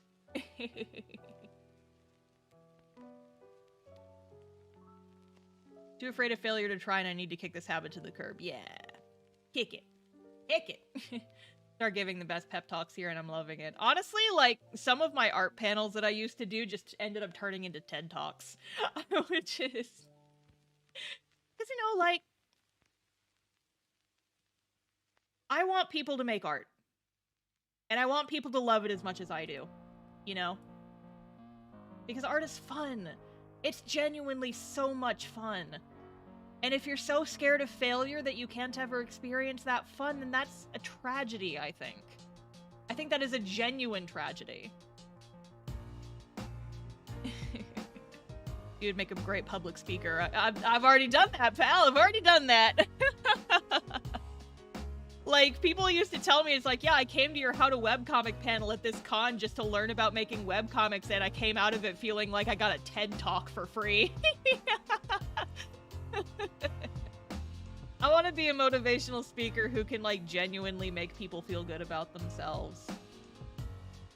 One need only acknowledge the suck. You acknowledge the suck, and you work to push your way past it. Do I have several hundred shitty bicycles inside of me? You do. And if you want to get down to the good bicycles inside you, you just gotta draw them out. Literally. For a second, I thought you said we all have 100 shitty bicycles in us. Like, help! Get them out! You know how to get them out? You know how do you get them out? You draw them. You get yourself whatever kind of drawing utensil you have, and you just draw 100 shitty bicycles, and you know what? I guarantee you that your 100th bicycle will look better than your first bicycle. Your 45th bicycle might not look as good as your 44th bicycle, but your first bicycle will be much like your final bicycle that you draw. I almost guarantee it will be better than your first bicycle. You're a great motivational speaker. Thank you. I'm doing my best over here. I like genuinely like being able to talk to people and just like, I don't think I'm a very eloquent person. This is when I am at my most eloquent, when I am, like, trying to encourage people to do something. I'm an enabler. I'm a dirty little enabler. It's why I made a whole book about making webcomics.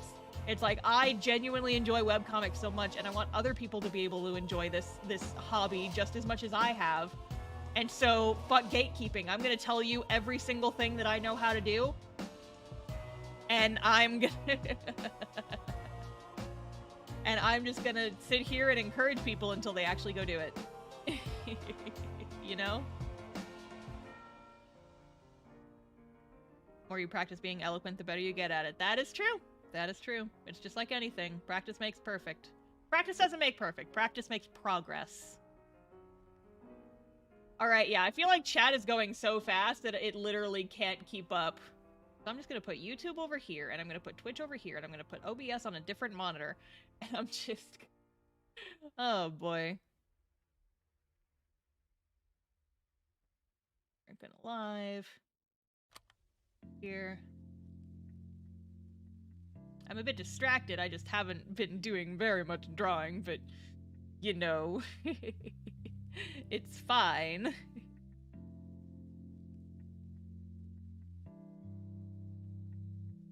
I'm a dirty little enabler, it's true. Forget gatekeeping. Draw a shitty bike. Boom! TED Talk. Exactly.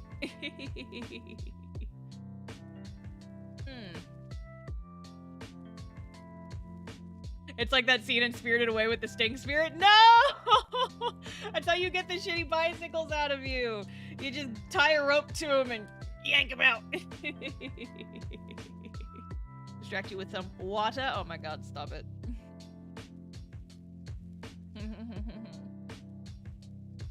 Came to the stream intending to drown you, but came away feeling better about myself, and that's fantastic. Good! You should feel good about yourself. You have made it so far in this life as a beautiful human being, and you can do so many things.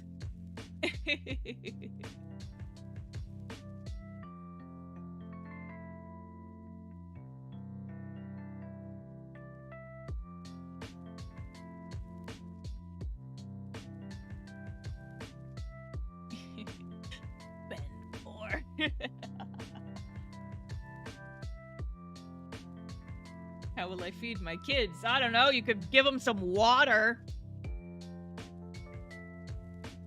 Oh, stretch break. Everybody de-shrimp. Stick your hands in the air like you just don't care. Oh, you know what? I can pop out the chat and then it'll be easier for me to read. Yes. There we fucking go. Now it's wider and easier to see, and I can set it right next to Twitch chat. Yay, there, friends.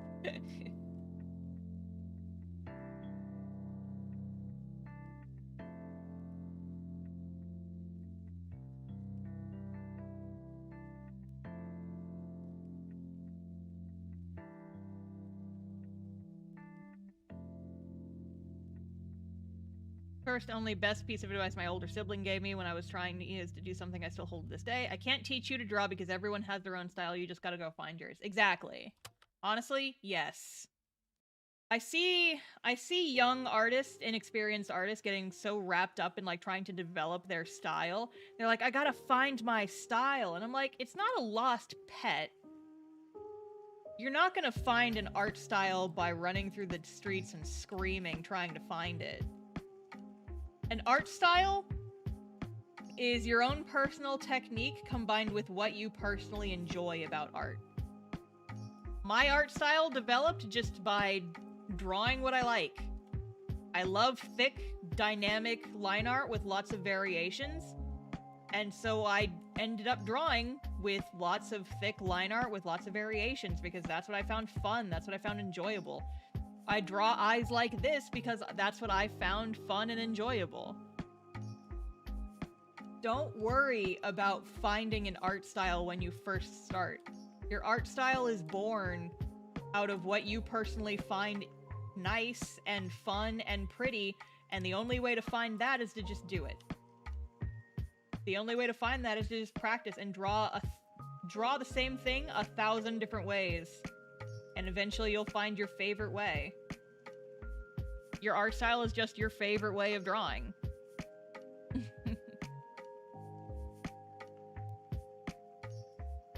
You know?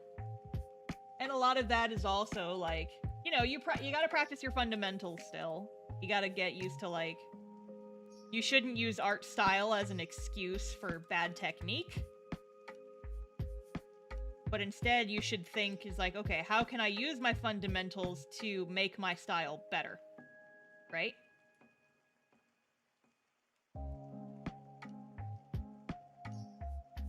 Like, I honestly want to start doing, like, art study streams where we do figure drawing and stuff together. Because... because I know for a fact I need to practice my anatomy. I want to get back into doing figure drawing. Because I need to get better at drawing arms, and legs, and torsos. I need to practice my anatomy. I've gotten so out of practice, and I can feel it when I try to draw comics. So I want to get back into doing, like, you know, figure drawing studies and stuff. It's never too late to go back to your fundamentals, and you should always go back to your fundamentals if you're feeling stuck. So I want to start doing that eventually. It's just my biggest thing right now is I gotta figure out exactly how I want to do it. Like, I gotta figure out what my overlay is gonna look like and how I'm gonna set up the stream and that kind of thing. But yeah, what I would love to do eventually, and I was planning on doing this more recently, but the sudden YouTube explosion and then having to find new mods and all that kind of pushed the plans back. I was planning on eventually, like, starting a series where I do figure drawing with friends. where I like get like other people on and we just talk about art shit. Have you ever fucked around with Blender? Yes! Badu, I forget, are you on my Patreon? Because whenever I make a 3D model of a scene, I show, I use it for sketches and then I trace over it and you can see it.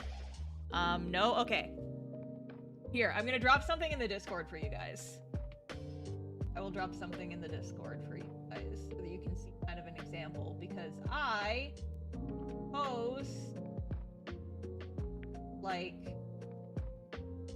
full progress of every single thing, every single page I post like step-by-step progress on Patreon, and you can see my my Blender models in the backgrounds of several of them. Here, let me see, is this a good one? Because yeah, folks who get early access on my Patreon get to see like the work in progress with like the 3D. Here we go, this is a here's a good page for it. Okay, page 12 of chapter 11.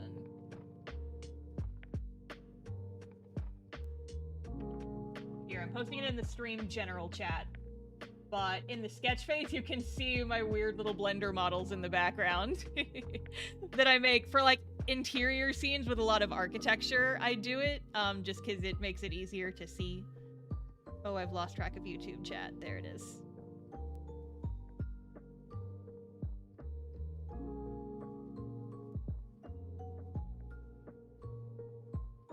I need to get in a more stable place financially before I start supporting ours. Totally fair. I asked because, like, I just wanted to know if you had seen those or if I needed to post them. No pressure. You also 3D modeled a whole city for chapter 10. I did, full disclosure though, that was one building that I copy-pasted many times. Like, my Blender models are scuffed as hell because I don't use them directly. I don't, like, export the line art straight from my Blender models. I just use them as perspective and size reference, and then I just trace over them. I mostly do it for consistency. So, like, if I only have to draw a scene, like, once, then I'll just say fuck it. But, if I'm gonna have to draw the characters in the same place for a while, then I will go and make a 3D model of it so I can just keep it consistent across multiple panels, multiple drawings. Blender's not too hard to learn. It's just, if you've never used a 3D modeling program before, it might be a little bit awkward, but there's definitely plenty of tutorials online. Like, I'm not even that good with Blender. I kind of slap it until it functions.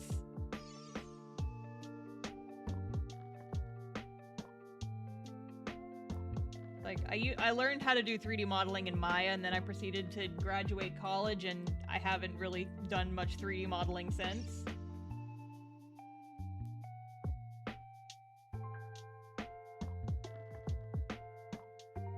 It's easy to get the basics of Blender down at the very least.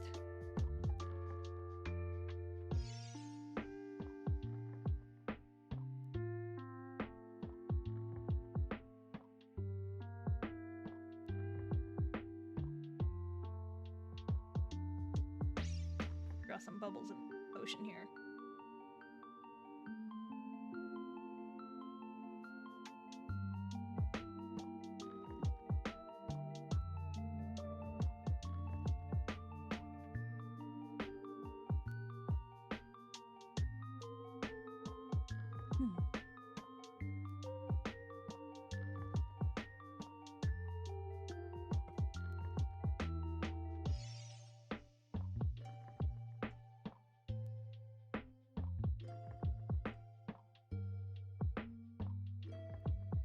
But yeah, art, am I right?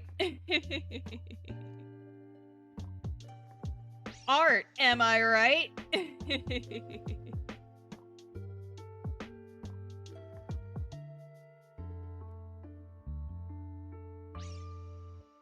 Like that guy from the Iron Giant. Art! It's how I feel!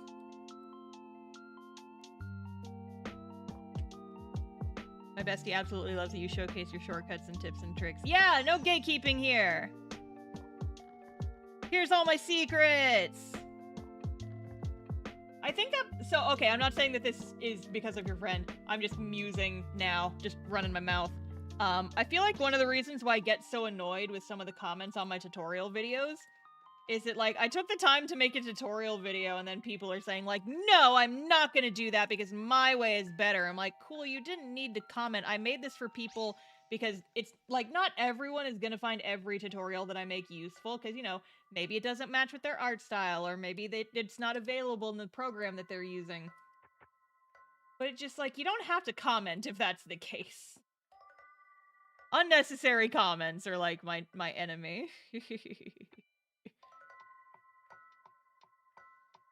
But it's like, I still want to do the tutorials because, you know, people find them useful.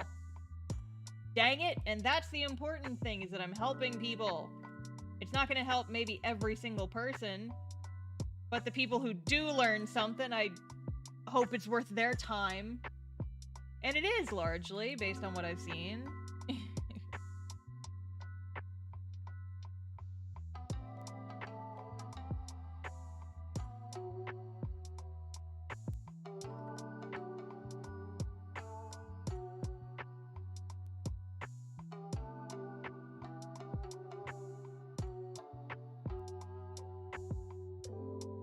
I mean, I've also gotten a handful of comments from people being like, using custom brushes, it's basically like using AI. And I'm like, that's like pointing at a caterpillar and saying, that's basically a German Shepherd. They're not the same at all! They're both animals, but they're completely different things. What the fuck are you talking about? If you genuinely cannot tell the difference between using a tool to help, like, avoid having to draw the same repetitive shape 1,000 times and using AI, I don't know what to say to you because I don't think I want to continue this conversation because you're just kind of an idiot and unpleasant. Ugh. I've gotten like several comments like that, like 3 or 4, and I've deleted all of them, so don't bother going to look for them. But I'm just like, what the fuck are you talking about? It's like, I don't even want to humor this with a response, but also, what the fuck are you talking about? People on the internet are stupid. Internet was a mistake, etc. Oy, oy. Am I right?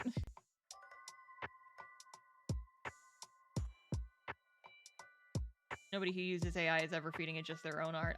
Like, if I could just feed an AI my own art just to see what it would do, then that could be interesting. But I wouldn't replace my entire art with it. Because, ugh.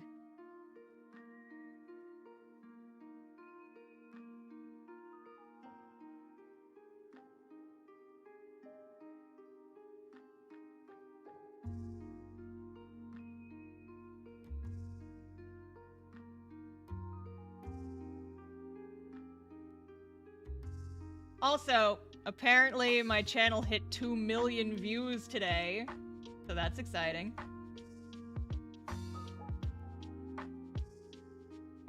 Most of that is from a single video. 2 videos, technically.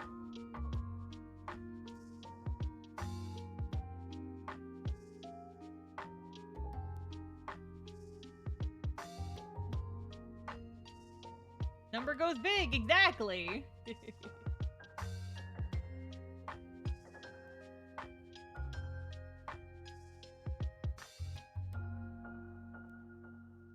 There's a channel view count. Yeah, like, the total views across your entire channel. It apparently just hit 2 mil. Should have 1 million subs. That's terrifying, but maybe eventually someday. I feel like I would be happy if I could hit the silver play button. I would put that on my wall and I would enjoy that, and I would be maybe not satisfied, but I feel like I don't know if I'm gonna try and shoot for 1 million, because that's like, you know, a lot. But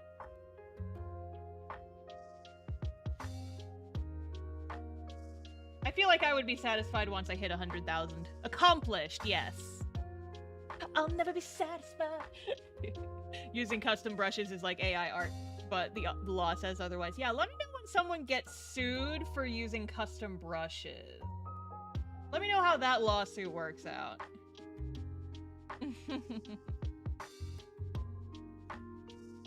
Like most people who make custom brushes, they sell them and you can use them. Then you can get that silver button for sure. Do you guys think? So my original goal was 50K by the end of the year. We're already over halfway there and it's February. So I'm just like, I don't know what kind of expectation to set. Because it's been happening so fast. And I'm just like, what the fuck? Star singing stream when? I've done karaoke streams before. I just haven't done one in a while. They're on my channel, they're just unarchived. Or, they're unlisted. I'd do another one if people wanted me to. Live stream doing idol dances? Oh god. The world does not need that. I'm still traumatized by idol cosplay stuff. Oh, I should not talk about that on stream. Basically, I had a good experience being in the idol cosplay community, and it turned eventually, because of like one person, it turned into a bad experience, and I never got over how it ended. So that's that. Do with that information what you will. I basically got socially outcast out of my old group because just one person decided that I didn't like her enough. And I was just like, well, yeah, it's because you're kind of a terrible person, but okay. Anyway! Moving along from that. There's a whole thing, but it's not something I want to talk about on stream. You hate to see it. Yup. I think not setting any anyway, going back to YouTube talking about stuff. Not setting any expectations is best. Can't be disappointed, always being happy. That's true. That's true. Yeah, it's just like, you know, it's less of an expectation and more that I want to hit it. Like, I like having goals because I'm the type of person who, if I have a goal that I can aim for, then it kind of just helps my brain function a little bit better. Helps me be not quite so twitchy. Or it helps me have, like, a direction. You know? Helps me have something to aim for.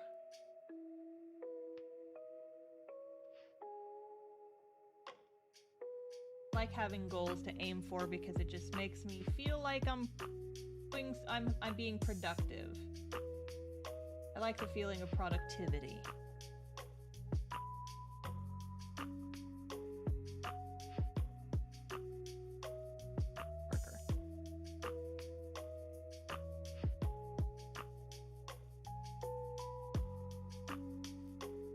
Yeah.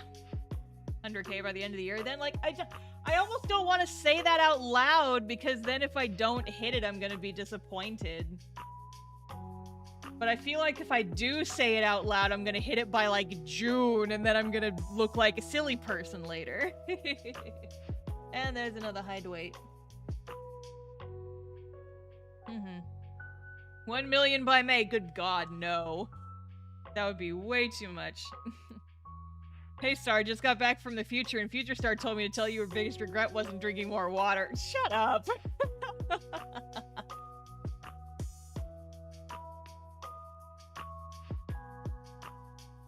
100K, you can do it. You guys think so?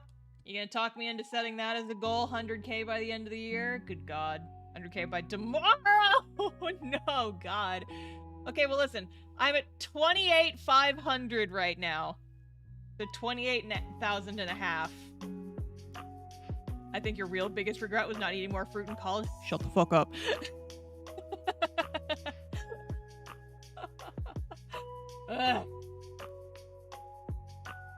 Oh my God. I am actually gonna have to go to the bathroom at some point. You get Tina Marisa, thank you for the sub! Appreciate it, the sub! 100K by the end of the year is totally doable. You guys think so? Did I post that as the goal? Oh my god. It feels so weird to set end of year goals this early, but...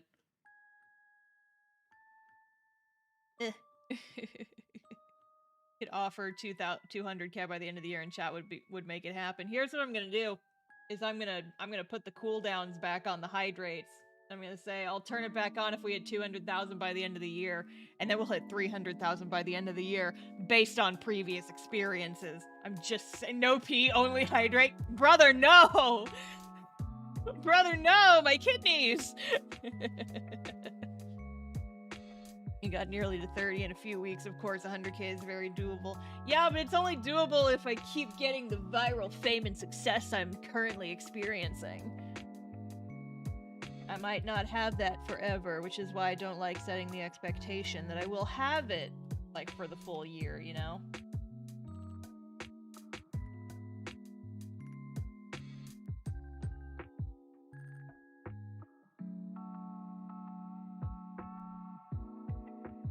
It's only doable if you incentivize us with the opportunity to drown you, yeah? Is that a thing?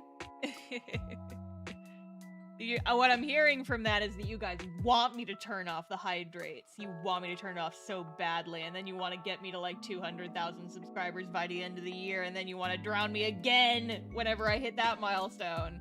That's what I'm hearing from you guys. That's what I'm hearing.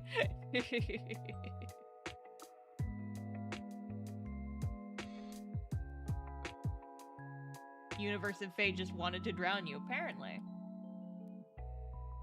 Apparently.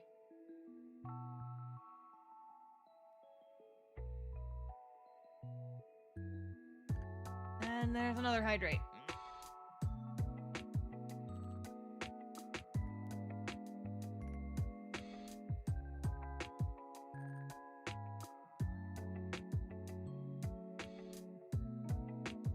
Not sure if I like the light stroke.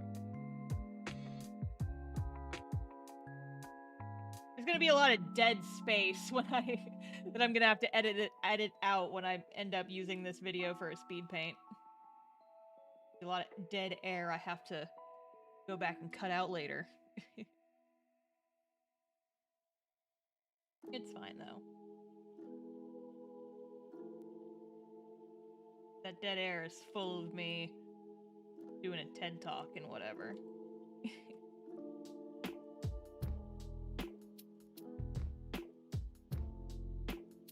God damn, these VTubers have way too complicated designs. That's what I'm saying! I made my design easy enough that I could just draw it all the time and not have to worry about all the damn details. Although, little sneak peek for you guys. Little sneaky peek. Little hint.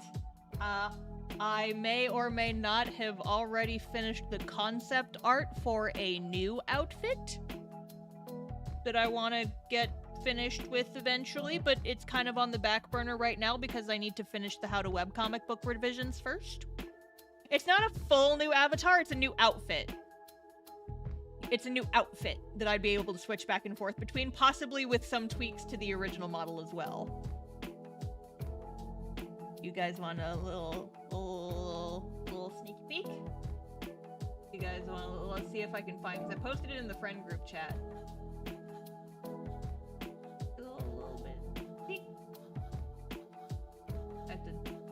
Go back and dig through all the stuff that we posted in the art channel for la ha ha ha ha. Here it is.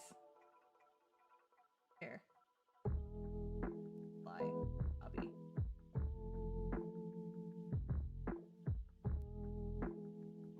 You guys wanna see? Is it the Date outfit? No! Wow. So here's what I'm gonna do. I'm gonna zoom way in. I'm gonna paste it. Oh, wow, look at that. That's a little sneaky peek. There's a little sneaky peek for you. There's a little sneaky peek, just like a little section of it. It's like, oh, maybe it's, oh,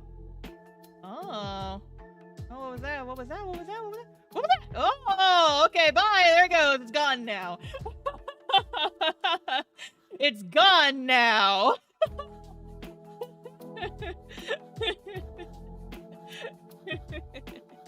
I have a tease, but yeah. So I don't know when I'm gonna have that done. I just need to sit down and do it, but it's kind of on the back burner right now because I have more pressing things I need to finish first. Fortunately. If Star likes a Blorbo, she's gonna cosplay them. Stop! You can't do this to me. So it's not specifically a Sholmes outfit, but it is kind of detective-y themed. And I came to the realization, I think I did post about this on Twitter actually, is like, I just need to go ahead and make a detective outfit for my VTuber because like all I play these days are murder mystery games. I love doing like, because we played Ace Attorney, we're playing Somnium Files, which is like a detective-y murder mystery type game. It's like, I just play so many dang murder mystery games. Yeah, Ghost Trick, we're gonna do Ghost Trick. That's not technically a detective-y game, but it's like a puzzle game, and it is a murder mystery game. And so, like, so many of the games that I want to play are, you know, murder mystery games. And so I'm like, it is called Phantom Detective, you're right, I'm stupid. But I'm just like, I just need to design myself an outfit for those type of games. And I'm just like, what if I just made myself a little detective outfit? Flat stream. This stream can fit so much murder and so much mystery in it. Yeah! I mean, listen, we did spend a long time talking about manslaughter at the start of the stream, so I mean, like, you know, not too far off, actually, probably. Hansless Tears of the Kingdom when? Oh god.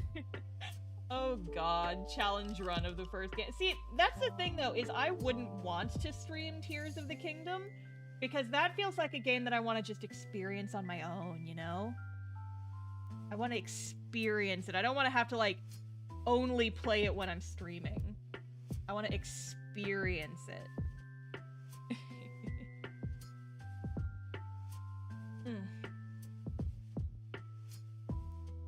One day, I hope you'll play Rhythm Thief and the Emperor's Treasure. Weeby little Sega game about a dancing phantom thief detective. That sounds so cute, though. Although, like, real talk though, that game that they've been like showing trailers for that's like Danganronpa, but it's a turn-based murder mystery JRPG. Kinda wanna play that. Actually. So like, you know, maybe we'll play that on stream. I'm just like, I still want you to play that bird lawyer game. We could do that. I have a lot of games that I want to, like, play that are, like, you know, murder mystery type, investigation-y type games. And, like, when the new Professor Layton game comes out, we don't even have any freaking details about that, but I would love to stream that because I fucking love Professor Layton with all of my heart and soul.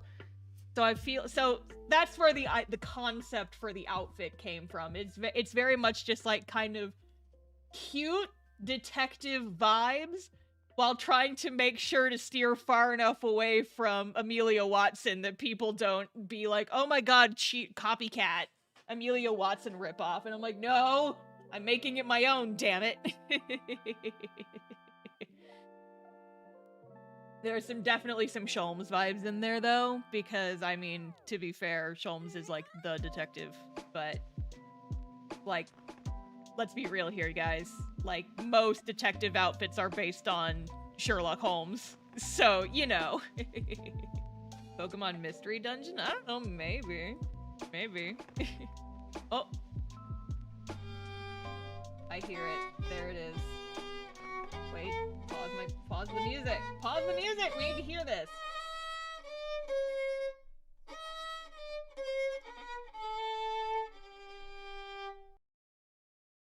Yep. That's my man's. That's my man's right there. The fuck did my music go? Here we go.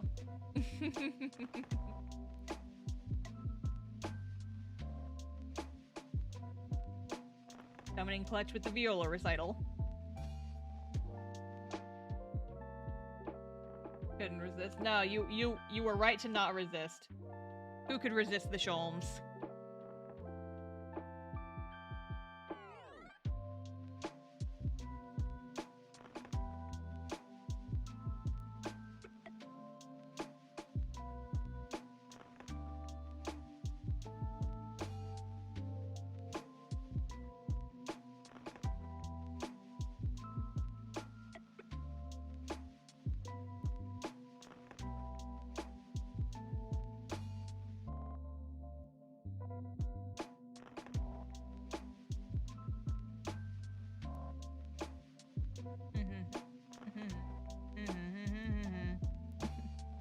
Make the detective based on Benoit Blanc? I probably fucking butchered that pronunciation. I don't know what he wears actually, but do it anyway. I don't know who that is. Oops, said doodles. Oh man, I'm starting to get hungry. Stomach is like... Oh, from Knives Out? Oh, I haven't seen it. I've heard it's good though. Listen, I don't know how to pronounce it, don't make fun of me! You butchered that one so badly? How the fuck are you supposed to... I knew it what I was saying it incorrectly, but I don't know the right way to say it.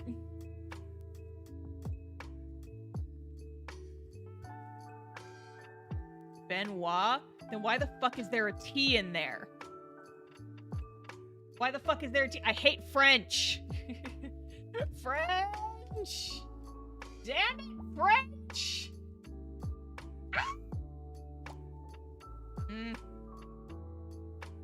It's not American. Then I don't give a shit. No, I'm kidding. Oh, man.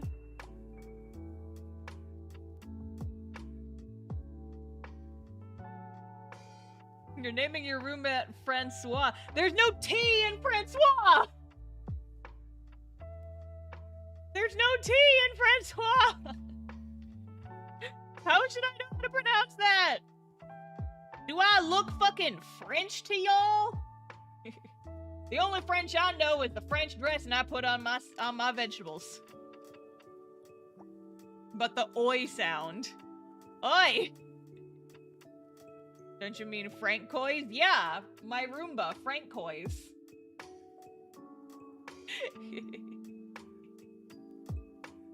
I'm just like actively trying to do psychic damage to you guys now at this point.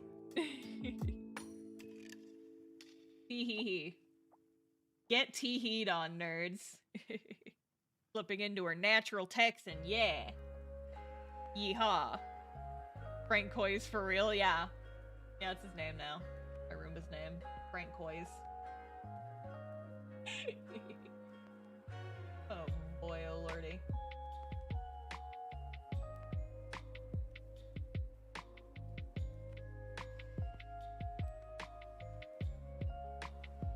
I don't know what else to do here. I'm just sitting here staring at this mag, and I'm like, I don't know what else I want to do to this. I might just move on with my life and go start working on comic pages.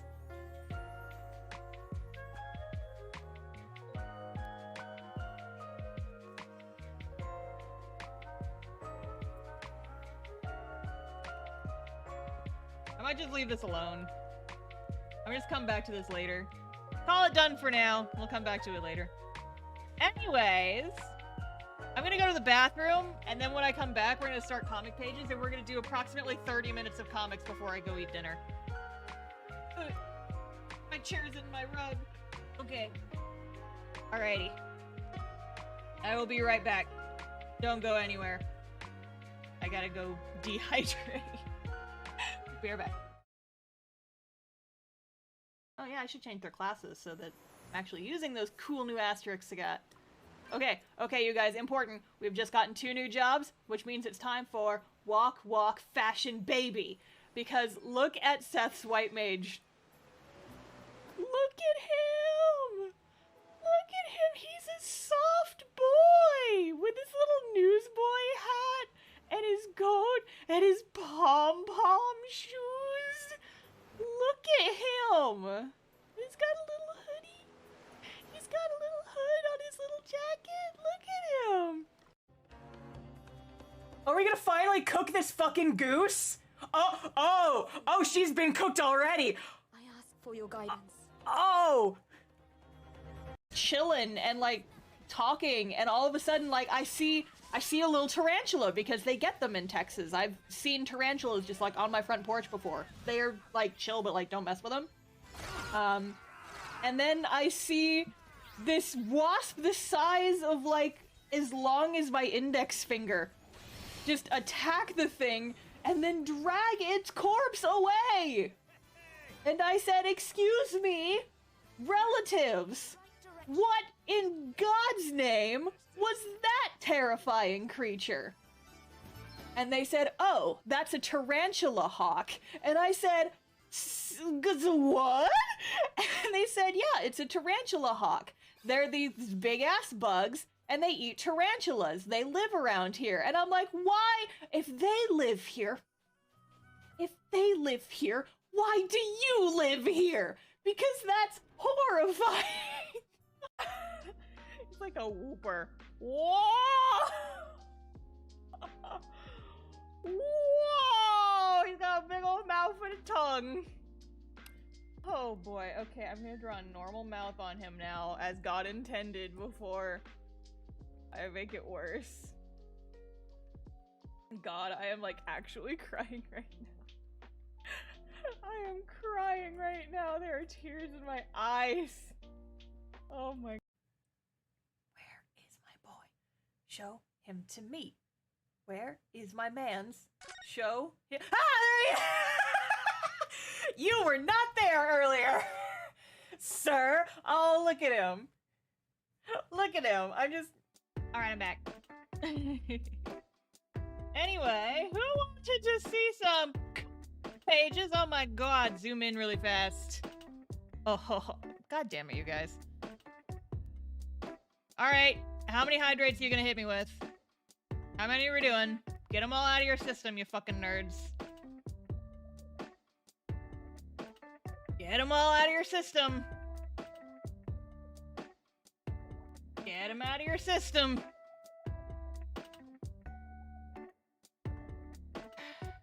Alright. I don't know how many that was.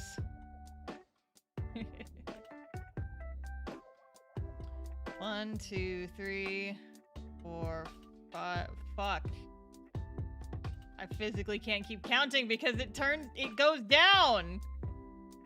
1, 2, 3, 4, 5, 6, 7, 8, 9, 10, 11, 12, 13, 14, 15.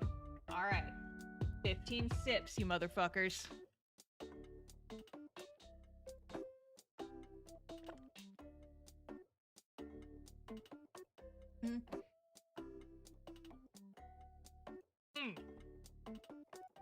Oh, cold. Cold on my teeth. It's doing the ice cream headache on the teeth thing. Ah. Ah. Ah. Ah. Yeah, okay, sure. Congratulate yourselves. Whatever. I'm inking comic pages now. Or not. Apparently I have to hydrate again. Anyway. You have a cavity? No, it's just fucking cold-ass water. My teeth are sensitive.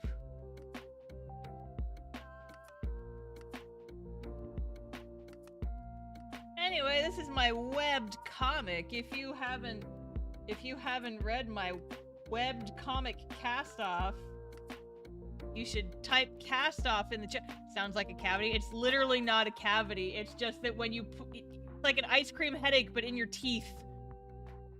When you eat something frozen cold, it hurts your teeth. That's just a thing. It's just a general thing. It's like when you stick your hand in ice water, it hurts. When you drink cold water, it makes your teeth hurt. It's not a cavity, damn it. Anyway. Read my webbed comic Castoff. I think it's pretty good. And I hope that you guys also think that it is pretty good. Sounds like Star does good. Shut up about my teeth, though. I literally go to my dentist twice a year. I should have gone last week, but they had a power outage because of the winter storm, so I'm going next week. Next week, right? Yes, next week. Am I off? Casted. Oh my god.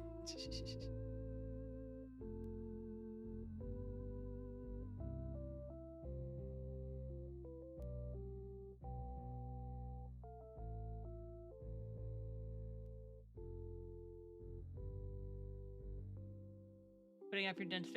Not on purpose! They literally could not clean my teeth. The power was out at their office for like 3 days. They canceled on me! Damn it. Her teeth are sensitive. She's sensitive about her teeth, guys. I'm banning all of you. I'm banning all of you! You're all banned! No parole for good behavior. Did you reschedule? Yes, I said I'm going next week! Damn it! Huh?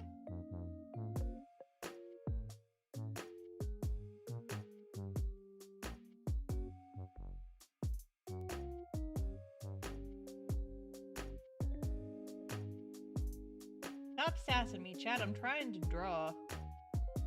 Just trying to be a good little artist and draw. But I mean, we all know that it's not real art because I occasionally use custom brushes to draw repetitive shapes and just make my life a little bit easier. So we all know that that just means all of my art is cheating and I'm not a real artist. I'm never gonna be a real artist, you guys. Not according to my YouTube comments anyway, am I right? I'm not a real artist because I sometimes use custom brushes just to make my life a little bit easier. I didn't draw this. I have a custom brush for it. Can't believe you're using your Ari brush right now. Yeah, it's my custom brush that painstakingly slowly draws a picture of Ariana and has to, you know, draw the nose like 5 separate times just to get the perfect little point to it. But, you know, I'm not a real artist, so what would I even know? What would I even know?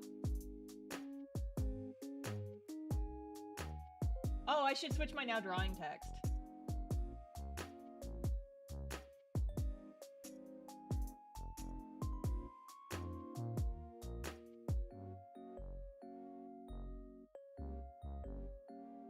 Everybody call it this fake artist. Yeah. I'm a fake artist. I'm not a real artist because I occasionally use tools to make my life easier. That means that I'll never be a real artist, you guys. Isn't that so, so sad? And I mean, you know, digital artists aren't real artists anyway. Because, you know, the computer does it all for you.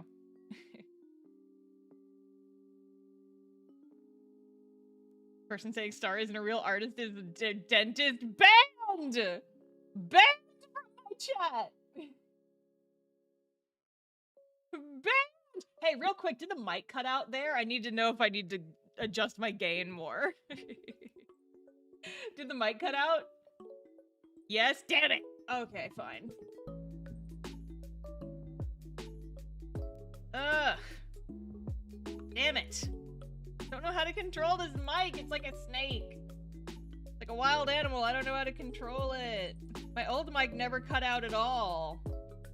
Because it just had like a thing that made it not clip. Grumpy. Because like, I feel like this mic sounds so much better in general. Because it's a dynamic mic, not a condenser mic, and so it doesn't have quite as much echo and stuff. But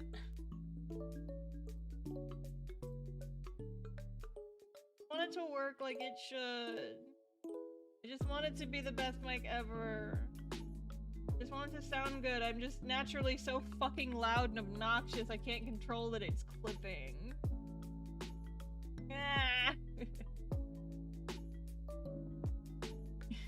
It reminds me of a line from a cartoon. Well, excuse me, Mr. Opposable Thumbed Tool User, right? That is perfect. Oh, well, excuse me if you have opposable thumbs. MB7 is super good, just give it time. I do bet there's a setting or something, I don't know. I'm gonna Google it. We can't be banned if we can't hear you. Oh yeah? Oh yeah?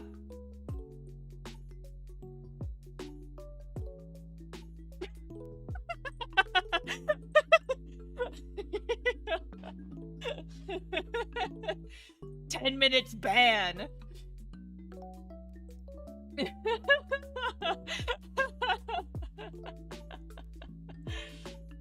That's what happens. That's what happens. You can't even sass me back because you're fucking timed out. Don't forget who's the real boss here. Let this be a warning to all of you. Let this be a warning to all of you. Someone get banned. Someone got timed out. Assassin me. Let this be a warning to all of you. You sass me too hard. I'll kill you. I'll fucking kill you.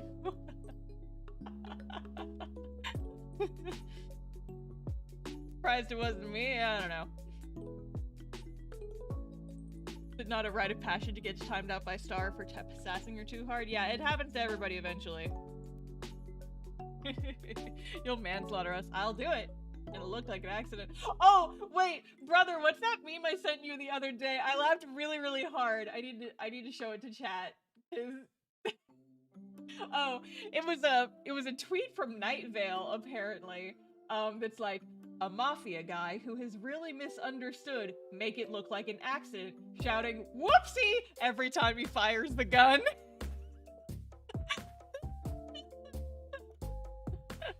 Oops, poo, oops, poo, oopsie doodle. I'll get you, and I'll make it look like an accident. Oops.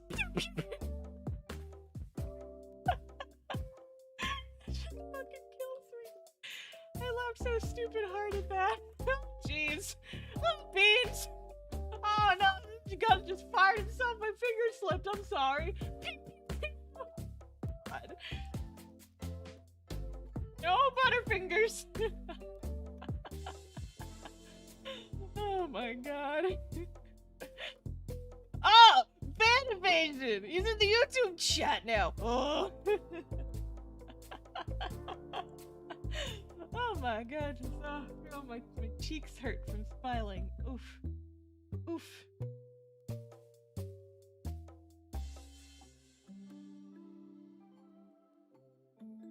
Although, you guys, can I reveal a terrible secret to you guys?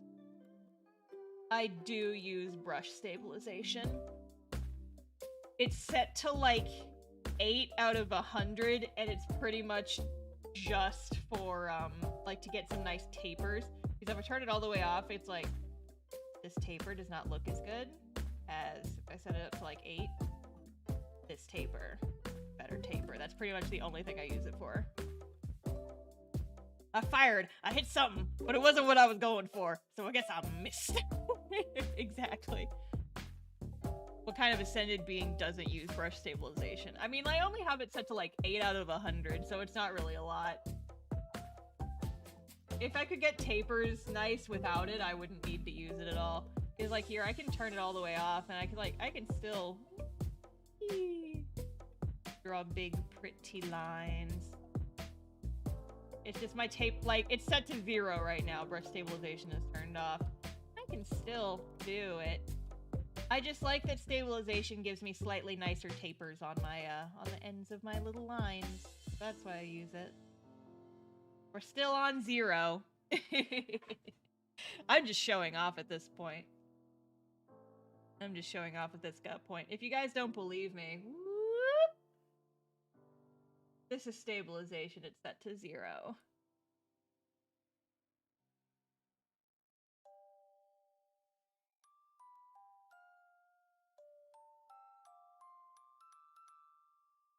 I'm just showing off at this point.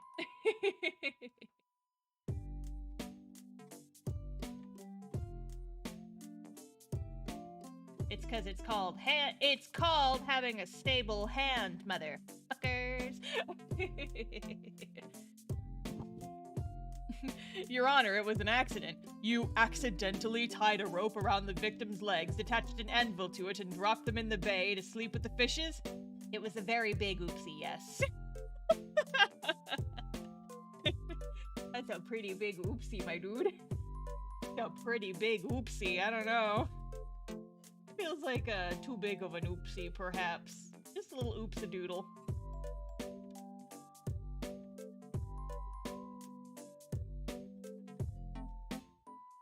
The real impressive part is you don't use vector lines. You gotta clean all that up manually, and that I found powerful. Yeah, well, the only reason I don't use vector lines is because, like, you guys have been sitting here watching me draw. My whole thing is that I'll, like, draw a shape, and I'll switch over to the fill bucket, and I'll use the spot blacks on it. Yeah, you're ahead of me. And you can't do that with vector lines. realize the back of her head kind of looks weird there.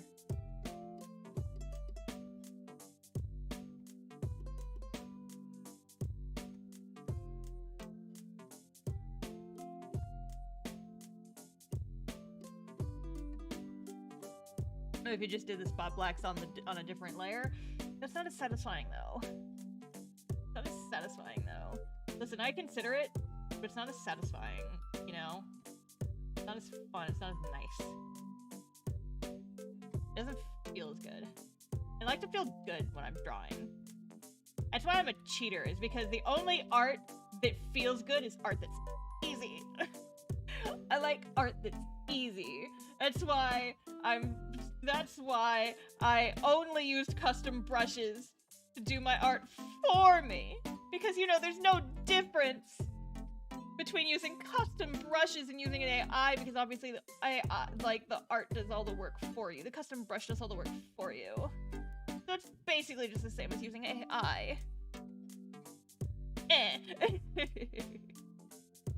In case you guys can't tell, I was being facetious and mocking people who have that point of view. Anyway. Yes, bye Dawn, enjoy dinner. Really like the way you do eyebrows under here. Thank you. I like it too.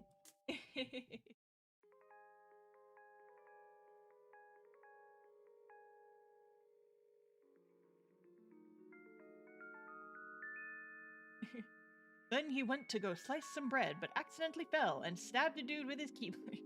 Stabbed a dude 9 times. I slipped and fell, Your Honor, and that's when you stabbed him? Yes, Your Honor. 9 times? I slipped really hard, Your Honor. It was a really big oopsie.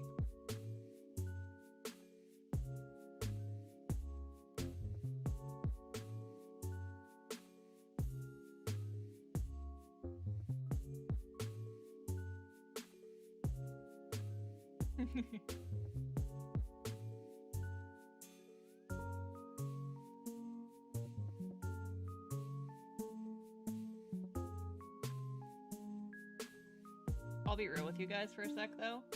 One of the coolest things about like the whole suddenly having more people following me on YouTube, I've gotten so many people who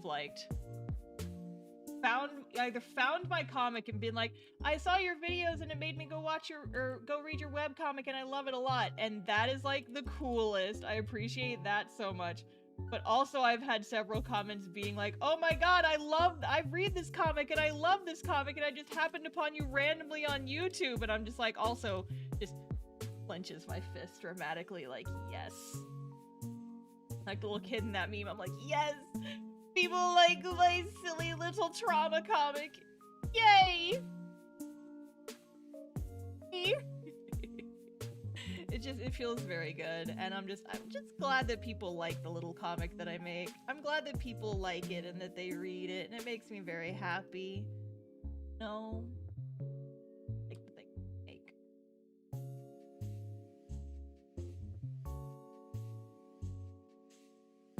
I shouldn't say this. I should not say this next thing, but I'm going to anyway.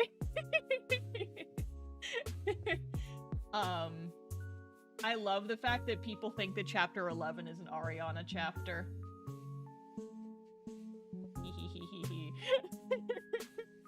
Because here's the thing. In the grand scheme of things, it's really not an Ariana chapter. And it's not a Zara chapter either, if that's what you were thinking too. Like, there's parts of the chapter that focus on them. But in the grand scheme of things, it's not their show.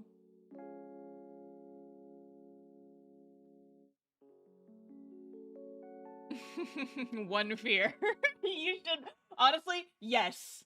That is the appropriate response. I was thinking about a scene that I get to draw very soon, and I'm like, oh boy, oh boy, oh boy! Oh boy, oh boy, oh boy! I get to draw some fun shit soon, and I'm so excited. I'm so excited, and I just cannot hide it. Stuff's gonna start going real fucking weird soon. Let's go. Let's go. just say things. I don't lie, but sometimes I just say things because I know that theory chat will go crazy over it. Like how chapter 11 is not an Ariana chapter or a Zara chapter specifically. Chapter 11 belongs to somebody else, and I'm not gonna say who. You about to just destroy me like you did with chapter 10, page 73? What page is that? I still have my tab open for which is worse, first or third degree murder.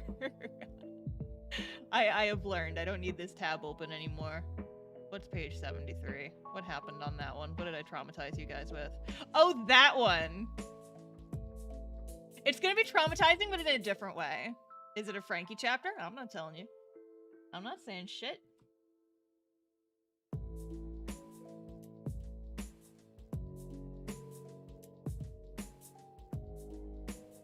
What I will say is that I, like, briefly considered splitting this chapter in two, like, the last couple nights. I've been thinking about it. I was like, what if I split chapter 11 into 2 chapters? Because honestly, it could be.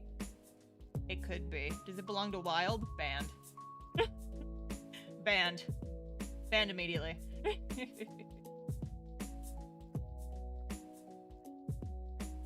Banned immediately and forever.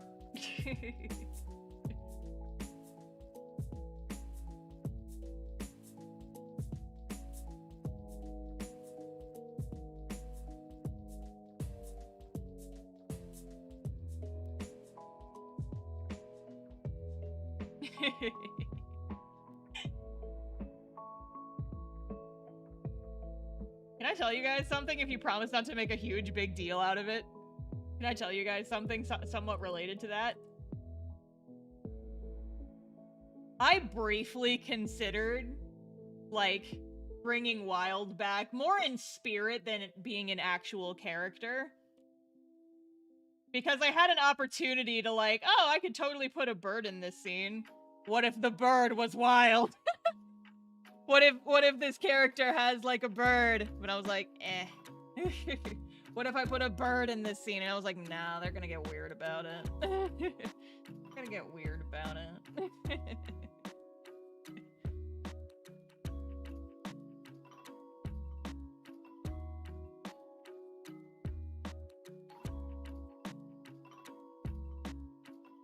Yeah, there's Bird Wild. Yeah, there's a picture in the Castoff gallery, like on the website, of like Vector hanging out with a little crow friend. The crow friend was Wild. I'm not sure if I've ever told you guys that. He can turn into a bird. He can do whatever he wants. I have no clue who Wild is, just memeing. Wild is a character who was in the comic up until, like, I started drawing it, and then I ended up, like, editing him out because he didn't really do much, and he didn't really serve much of a point in the story. But his special magic power was that he was a shapeshifter. And so he could, like, turn into other animals and stuff. And his humanoid form looked like Vector because Vector was the first human he ever turned into. And so people were theorizing that they were, like, siblings or something. I'm like, nah. It's literally just because he was, like, modeling his human appearance after Vector, because Vector was the first human he ever turned into. But yeah, there's a picture of Vector, like, hanging out with a little crow buddy in the, like, official art gallery on Castoff's website, and that was Wild. And I'm not ever sure that I told you guys that. Was Wild originally a crow? He was a lot of things. He was, like... The wolf in chapter 2 was intended to originally be Wild, and he was gonna be, like, stalking them throughout the story in, like, various animal disguises for, like, the first half of the comic. And then he would have been revealed eventually, and then you would have been like, oh my god, so all those weird animals, like the black animals with the purple eyes, that was him the whole time? And I would have been like, yeah, but then I ended up getting rid of his character because he didn't fucking do anything, so I took him out. But yeah, he was gonna be like a wolf, and then he was gonna be a crow, and he got to the island where Marina and Rory lived by turning into a shark and then like crawling up onto land and then turning into a lizard or something, and it would have been like, whoa, it can shapeshift! They're being stalked by a weird shape-shifting animal thing! And it would have been like, whoa! But I took it out because I'm just like, this serves no purpose. This is just a cool little extra thing, but like this character has no point in the plot aside from just baseless intrigue, really.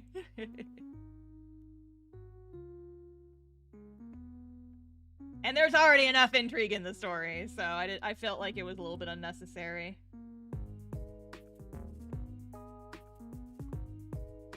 The idea is neat, but I agree if you say it's better without the character. Yeah, I mean, I still think he was interesting. He just didn't do anything. He just served no purpose. He was just cool. And I mean, one of the reasons he got so far in the drafts is Castoff was originally my story where I just put all the cool shit that I came up with. Like, Castoff was literally just, I have this character, I want to do something with them, boom, now they're a Castoff character. That's the reason that Frankie exists. I made Frankie, like, just based on an art game I played with my friends, and I didn't have any, like, real use for him. I'm like, what if I put him in Castoff? I can do that. It's a fantasy story, but I could put a robot in it. It's my fucking fantasy story. And... and then it was like, yep, I worked him in. And then, like, Vector, I didn't really know what his thing was. Hot take, chapter 11 is about Wild. No chapter is about Wild. Maybe I'll make a bonus chapter. Maybe. Probably not. And if I do, it's not going to be anytime soon. But...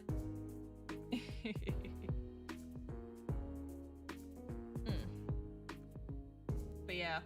Wild's slot in the story ended up getting taken over by, a couple different characters. So... like, the brief purpose he did serve got recycled and given to somebody else. So...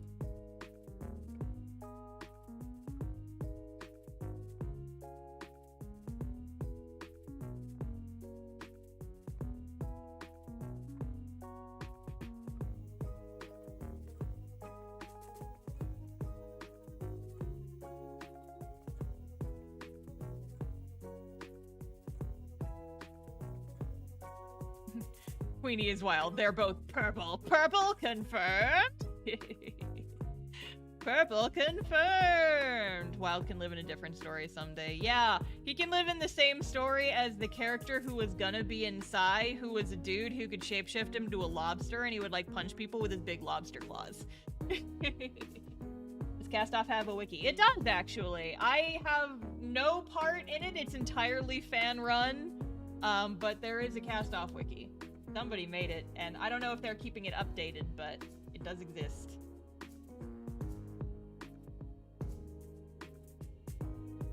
The new hero, I really like your art. Thank you! I appreciate that. 2023 is our recycling shapeshifters arc. Yup.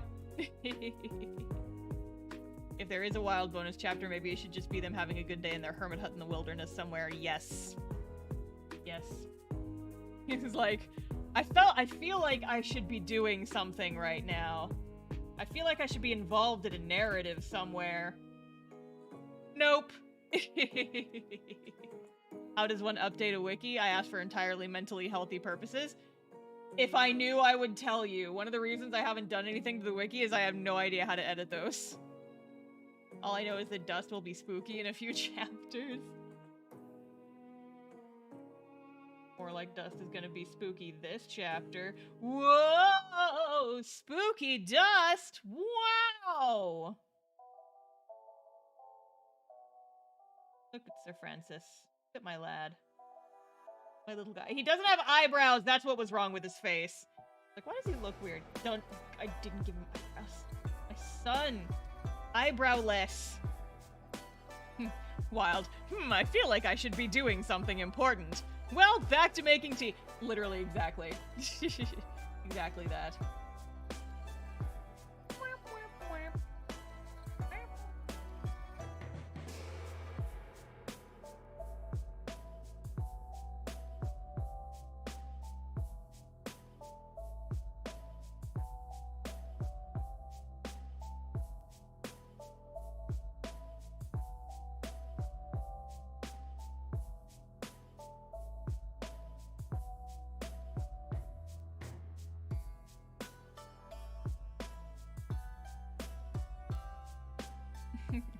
I'll have 3k in channel points to stream to water. That's what happens when you invest in water coin. You just lose all your channel points. You lose all your star bits. And I would do it again! No! Star coin will get you nothing, except the satisfaction of seeing me drown, I guess. Is that really what you want? Still conserving about 11k, Jesus. Okay, so as much as I do want to keep the stream going, my stomach just growled so loudly. And it is 8, so it is about time for me to call it for the night. So I think I'm gonna have to go eat dinner. But because my stomach is very upset with me. Chocolate Unicorn 06, thank you for the follow. Welcome to the stream squad. Alrighty. Well, I'm gonna go ahead and call it for the night. Thank you guys for hanging out. I hope you enjoyed this stream. I'm gonna chill a little bit before we go. If you like my art, please go read my webbed comic. My webbed comic. There's links in the chat, and for YouTube folks, there's also links in the description. If you're watching on YouTube, please subscribe if you haven't already. I would super duper appreciate it, and that's how you will know when to come back for future streams and videos. I also put out a new video today. It's about the time that I got put in Twitter jail for a month, and I included Final Boss music in part of the rant because it deserved it. It was a whole freaking thing. And if you're watching on Twitch, please go subscribe to me on YouTube as well, because everybody's got a YouTube, so go subscribe to me on YouTube, maybe. I am apparently gonna try and hit 100k before the end of the year? Shrunk! Also, mostly unrelated, but I added a bunch of new stuff to my store last week, so if you want to go and look at some of that, I would also appreciate that as well. Sly, thank you for manning the YouTube. I don't know why Stream Elements doesn't want to do my chat shit properly, but thank you. Anyway, water, must drinking water. Okay, fine, I'm drinking water.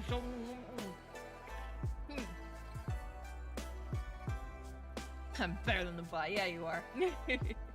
Alright. Well, okay, so my next stream will be on Wednesday. We're going to be playing more Somnium Files, and we're not going to have a stream on Friday because I have to do con prep. But next Wednesday, or this Wednesday, same time, same place, we're doing more shit. I will see you guys next time. Thank you for hanging out with me. I will see you all next time. Bye.